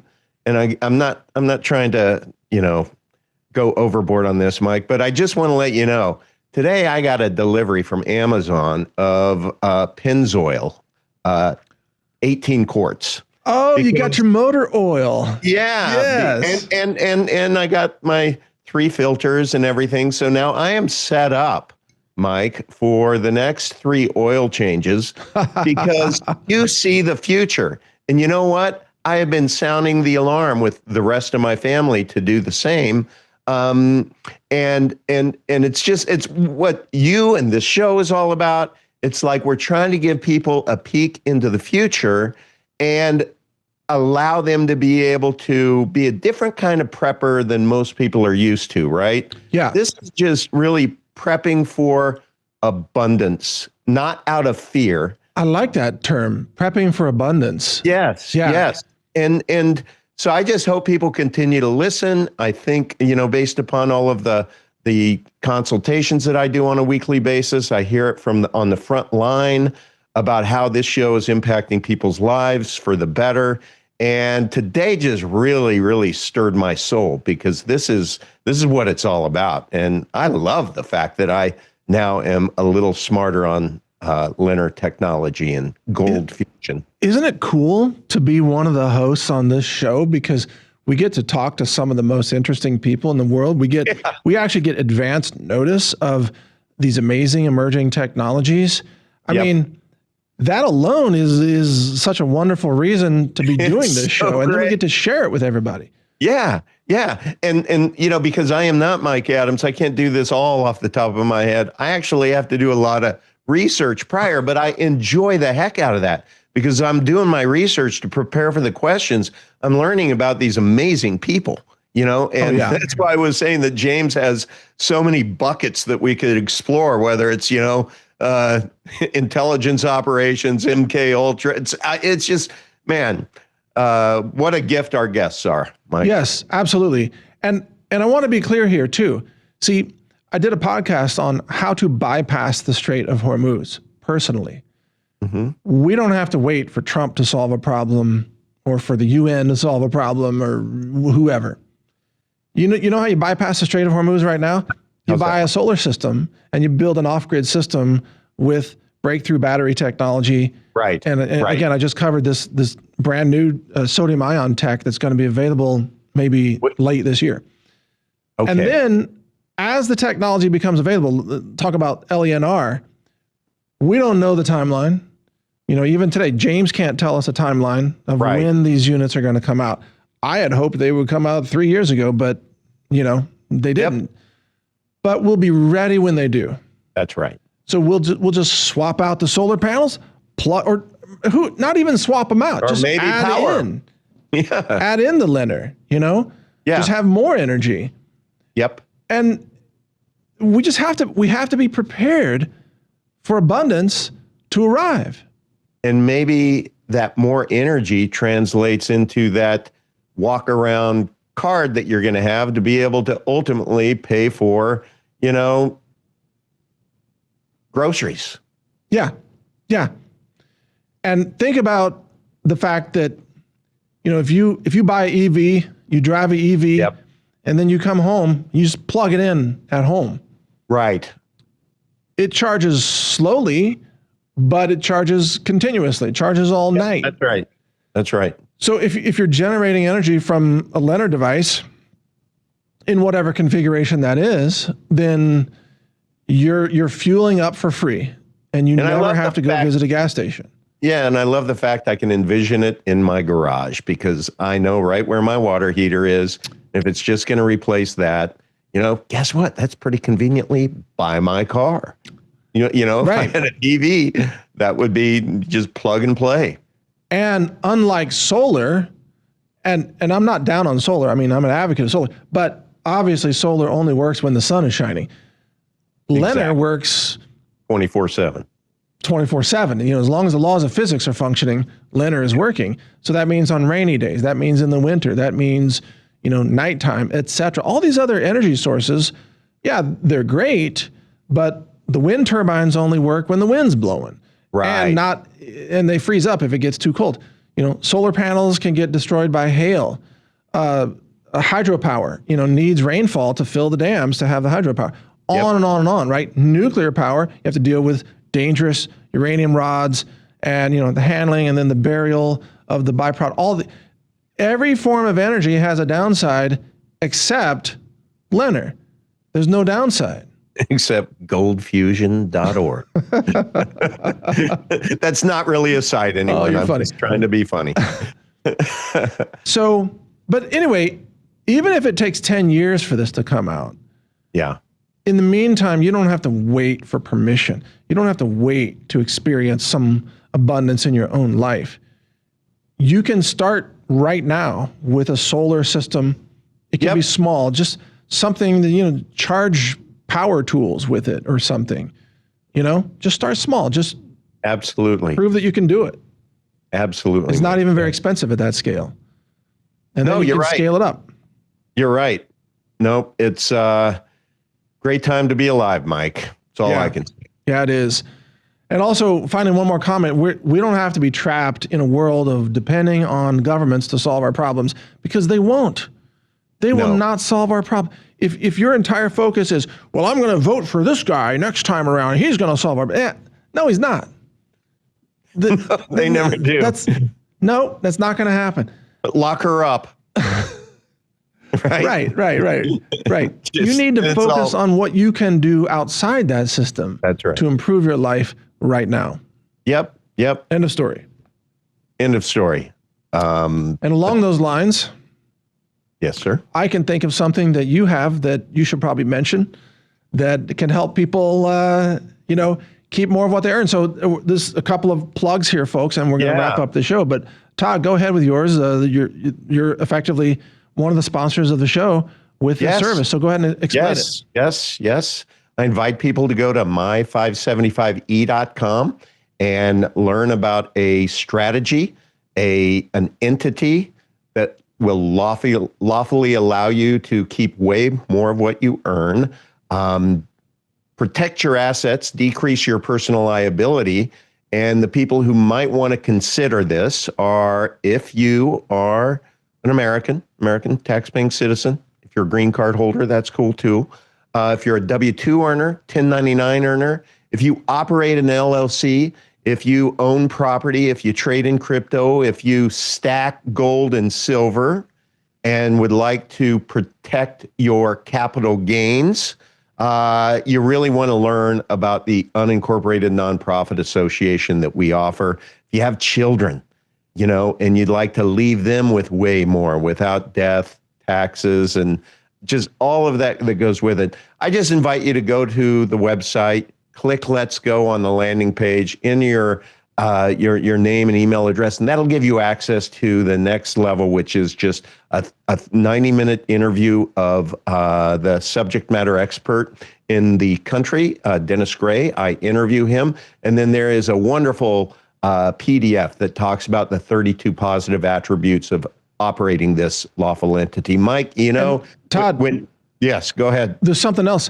There's on our website, books.brightlearn.ai, there is now a full-length audiobook about the 575E. That's awesome. And I just heard from a person who said they were going on a drive, they wanted to download an audiobook, and they popped that up, and that was the first book they saw. They downloaded, started listening, they're like, oh my God, how did I not know about this? The Exactly. audiobook taught them about this, and they were amazed. That's amazing. Yeah. That's so cool that even exists right now, Mike. Yeah. So thank you. Well, when Nelson Rockefeller coined the phrase own nothing, control everything, he was talking about entities like these, except this one, and it's very important that it's a California established unincorporated nonprofit association. That's why a lot of, people doing research on the UNAs and everything and their Lord and Savior Chat GPT or elsewhere, even Mike, your large language model doesn't quite get it all right, and so people tell me about that stuff. And I'm like, well, if you book a private consultation with me, which I make it very easy through the site, we can talk about your operating reality and I can let you know how these really work. Right? Because I have Dennis's 40 years of experience, my 7.5 years of experience. By the way, we've helped way over 600 people acquired these since we began talking about it on our show, Mike. And that has resulted in a private Telegram group of now 550 people. And man, I'd say 99% of them came through our show, Mike. So That's awesome. if you're listening to Mike Adams, if you're watching DTV, you're not a dumb person. You think differently than my number, 98% of the rest of the population. And those are the people who are in the group. Just a lot of like-minded individuals rooting for each other. So I invite you to just learn more, and I'd be happy to chat with you if that makes sense to you. Okay, that's perfect. Very valuable information for all of you watching to check out if you haven't done it already. And then from my side of the show, we just want to make you aware of healthrangerstore.com, where we have, of course, laboratory tested, nearly all certified organic foods, superfoods, long-term storable foods, and nutritional supplements and personal care products for your good health. Plus, we have a sponsor, satellite phone store, SAT123.com, that does have smaller scale solar generators right now, solar panels, battery storage systems to run off grid, as well as, of course, satellite phones and Faraday bags, dark bags, to protect your electronics from EMP and solar flares and things like that. So check them out at sat123.com. And then finally, you can catch all the other episodes of Decentralized TV at the website, decentralized.tv. And believe me, there are episodes there that you don't want to miss. Some amazing episodes. Oh my gosh. Watch them all. You'll love them. So yeah, and I can't wait, Mike, for the search functionality to be built into it. I know you're working on that. And just because there have been so many wonderful guests, I've had a lot of people just say, I can't find that interview with Jim Gale or whatever. I'm like, well, scroll down. It was the 4th interview. You know what I mean? And yeah, we've got some really cool stuff coming for the website. Beautiful. Some other features as well. Yeah. But thank you, viewers, right? Yeah. Thank you, because you make it happen, and we're just really grateful for you and all of the guests. James Martinez, I know you're sitting over there somewhere near Mike. You were awesome. Great. Love you, and really grateful that you have invested so much of your personal resource on this technology that can really, really cure the world of so many ills. Yeah, for sure. 100%. Well, I'm going to give James a lab tour. So beautiful. I'm going to say bye for now. But Todd, another amazing episode. Had a great time. You enjoy the rest of your evening, and we'll get together next week for a couple more amazing interviews. Awesome. Okay. Thanks, Mike. All right. Have a great rest of your day. All right. And thank you all for watching. This is Mike Adams and Todd Pittner here for Decentralized.tv. Take care. Bye.